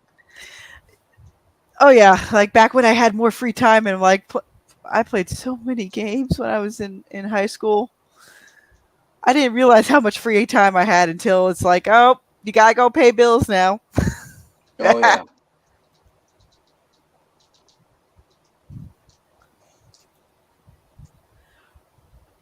Oh boy. But as for me, I'm gonna have to go take a break. Then I gotta get back to my other writing block. Did we lose Because an unlike Alaskan? George R.R. Martin, I want to complete my book series. Yeah. I think we might have lost an Alaskan. It's possible. The internet gave What? out. What? Oh, no, you're here. You've just been quiet. Well, there seemed to be a discussion going on. There was nobody watching the stream anymore, though, so I assume they all went to JDA's stream. Oh, that's a distinct possibility. Damn it. Well, I'm also plopping some links over there just to help out my Pulp Rev people because there's about 100 people watching them. I'm bad. Like, I will shill for my people. I'll shill for my tribe or tribes. Nothing wrong with that. Okay, well, thank you all for coming, and you're all invited back tomorrow for, I guess maybe we'll try to do the Vicky EFAP final. Oh, that's gonna be a fucking nightmare. That shit was hilarious, though. Yeah. Ooh, boy. All right, well, y'all all try to have fun, and Yes, have a good day, gentlemen. yeah. See you guys later. See ya.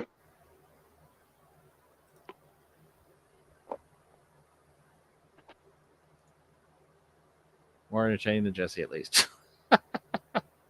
Yes.